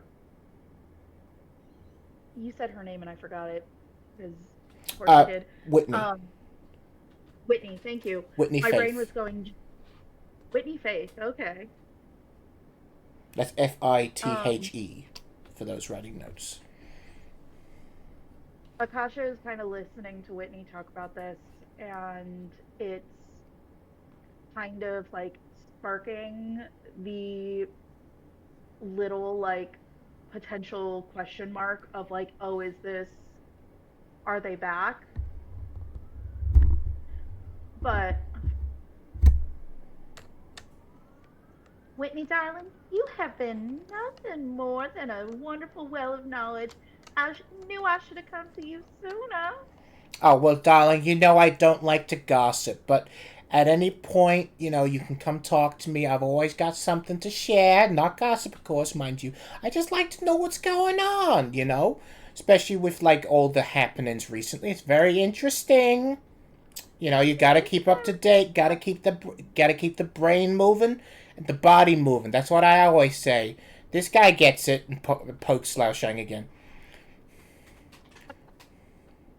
You always gotta be. And look, it is such a tragedy what happened today. I'm sure the magistrate will get it sorted all out. He's a good boy.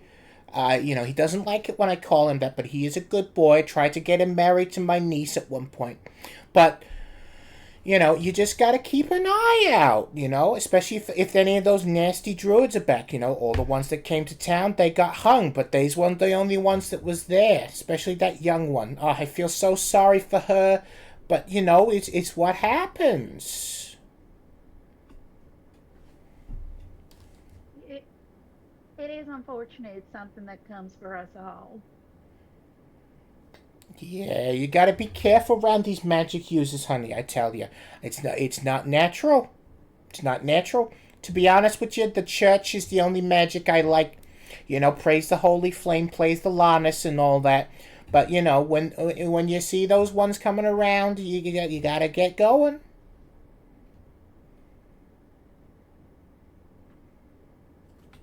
Akasha, this whole time, there's like been, in movies when like you have like the character and then you have like a flashback and then you have like the character in the current and then it like flashes back. There's like little moments where that is happening where like she is hearing Whitney talk and then she's kind of like hearing the like anti-magic sentiment in her like that she's experienced in life Yes, and as and then you like going back to Whitney. as you are having this conversation, and she mentions the fact that the druids were hung in the square, there is a brief moment, especially when she mentions the young one, whoever that was. Yeah. There's a flashback to you, younger, looking up at the city walls of Bunel, a city in the kingdom of Erendor,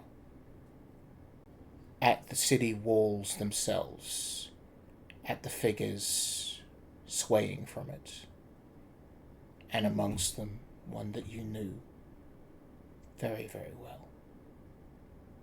Yeah. But anyway, dear, I gotta let you go because I'm busy. I gotta go find some friends. We're gonna be meeting up. We're gonna be talking all about this, and I will let them know that you're around and like that you're good people. Okay? I certainly appreciate it. And if you get any more information, feel free to reach out to any of us, okay? Of course, my dear. I'll see you around now. Goodbye. Goodbye, muscles. And of And course, you, before Mr. she Elf, leaves, if you ever want to meet my nieces and nephews, be sure to let me know. I can make you, I can sort that out for you. before she Right. goes off, though, Akasha kind of like procures a card, and she's like, "If ever you need to reach out, here's how you can find me." And it's She, just like kind of like a little business card. oh, lovely tinctures and tonics. I'll be sure to look you up. I'm always into those natural remedies. Felt it. I can think of one that's gonna be perfect for your joints. Oh, lovely. I'll look you up later, honey. And she just walks off into the crowd. She walks off. Akasha kind of turns around, and it's just like one of those deep sighs of like, hey, like the eyes have gone like a little wide, like Jesus Yeah. Christ. I told you it was gonna be quite the conversation. Wow, Did Shag's we, social battery has visibly depleted. Did we get anything out of that? Other than this verdant front. I think we certainly did. I think we certainly did. She's gonna keep her ears out with the. She's gonna keep her ears out, see what else she might hear. I think we might have some leads. Definitely a couple of things to look into. That was a lot of information. Good thing I have a book and a pen. Could be my own scribe. You want me to believe you wrote all of that down? You can believe whatever you want, or maybe my memory is just better than yours. Has Jacob seen the old lady walk off? Yes. She's gone at this point. Probably. Okay. He walks up. He didn't want to be jump scared by the talk of relationships. And he's like, what did you get from the old woman? Well, she talked a lot about the Verdant Order. Good And order. that happened about 30 years here. Mhm. And Would have been about 60 then. Is Ren next to me? Is she still with us? Ren is like hanging back for the moment, but she's nearby. I get Ren over here as well. I'm like, I want to see all of their reactions to all of this new information we're getting. It's like, did you hear about what they said, Ren? Something about the Verdant Order? Do you mean the Verdant Front? The Verdant Front. The Verdant Front. She kind of like lets out like a little bit of a sigh of like exasperation. Yeah. I thought this would come up. Anytime something happens and they blame it on druids, Verdant Front is always it's what they always bring up. You know, they're extreme. I'm not going to say that they're entirely, wrong. They have some, frankly, valid complaints. You know, you're a Lanian. I don't expect you to get it, but they have issues with how people were treated. And frankly, I can't blame them. Do I agree with how they're going about it? No. Frankly, some of the stuff they do makes me sick. But what exactly have they been doing? The Azure Alliance is trying to build to the future. We're trying to make things better for us by letting the people see that we're helping them, letting them know we're not evil, we're not monstrous, we're not devil worshippers or witches, or we're just people trying to help. And this is how we can help. The Verdant Front are stuck in the past. They want justice or vengeance. I mean, they've been fighting this forever.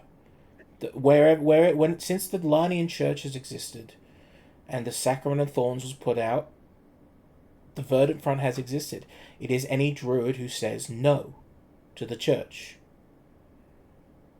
But at a certain point, they just couldn't stop.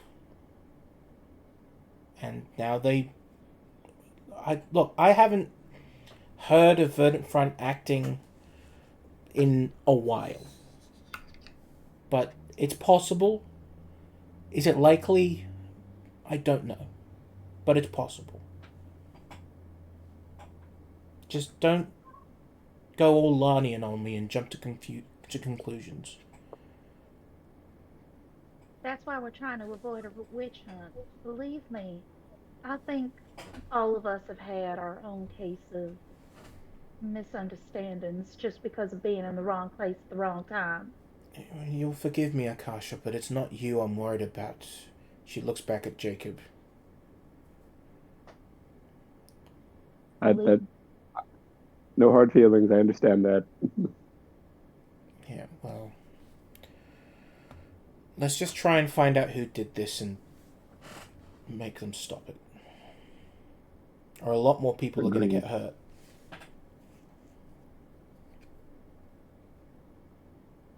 All right. So, did that woman say anything else that made give us any leads? Well, that I he's, overheard something about a hanging. yeah, that, There, also the news scribe could try them. I mean, more recent. True. they might be a bit easier to get the information out of. He did Were say you, that. Ren? Were you there at this hanging? At this town, I mean. What was it, sorry? Ren, were you there at this hanging at this town? I mean. No, this would have been about around the time when the repealment happened. So this would have been like the Magister is pushing like 60. So he's quite an older dude. This would have been about 35, 30-ish years ago. I see. He did say something about the guard being kind, something like that. Oh yeah, that's true. What did she say? He's quite the gentleman. Yeah, so the current captain's guard is quite the gentleman. Maybe he knows something. If we can take her word for it. Gentleman does not always mean cooperative. It's very much true. True. It doesn't hurt to try. I mean, that woman was, I want to say wrong, but her perspective of things wasn't the same as Ren's. And don't want to say that Ren's is, completely the 100% correct perspective to have. At the same time, Ren is a druid and would know more about it. So I feel like we should take everything with a grain of salt. Get both stories and. Go ahead, Holy. Well, I don't know if they'd be open to it, but if we find someone from the Verdant Front, we could talk to them. Or more druids in the Alliance. Either or. Get both sides, as you were saying. Verdant Front don't have a history of talking, especially to outsiders. They might talk to me, but I wouldn't even know where to start looking for. Do any of you smell that? What? Smell what? And as you all stop to sniff, you smell a strong smell of smoke. No. As you He turn, immediately starts running towards the scent. As you turn and look, you see a pillar of black smoke begin to appear over the rooftops. And as you move quickly back towards the center of town, you see just down the road a building licked in fire, orange flames licking at the windows, and someone yells, "The bakery! The bakery's on fire!" Okay. As people begin to run and grab buckets. Wait, we just discussed the baker right before this, didn't we? We did.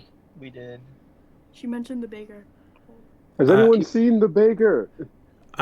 Someone goes, "I think he was still inside." Lao Shang runs inside. Lao Shang, give me an athletics check. Okay, let's do this. This is what I'm made for. Ironically. Fuck! That's a 10. 10. 10 will do it. Can I help? As you charge the front of the house, like the door is not the door is not locked, but it there is a bit of like stuff falling down already as the building is almost fully alight. You crash through the front door, and what you are greeted with is a grim sight. Oh. As the building no. burns around you, you see two figures. One of them about a foot above the ground, swinging back and forth as the flames lick at the beam of the roof's beam that the rope is tied to. The baker is dead, and standing before him, his executioner, wearing dark green with a hood pulled up and a mask over the face. The figure turns to you for a moment, looks at you with golden eyes, and vanishes as the building burns around you. And that is where we're going to end tonight's session.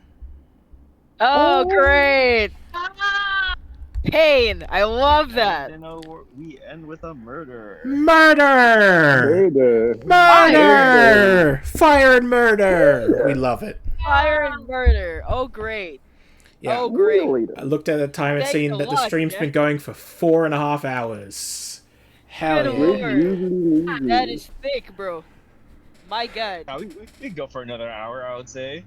Oh, absolutely. I unfortunately cannot, but Let him take his sleepy sleep. Yeah, brother. Ooh. hell yeah.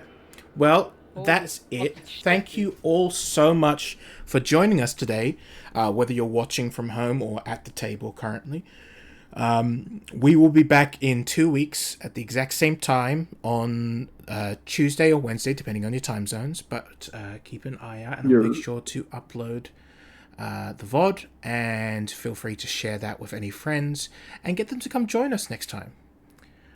With that, we will be signing off, and always remember, the bad guys want to win. Thank you all. Good night. Bye-bye. Bye bye.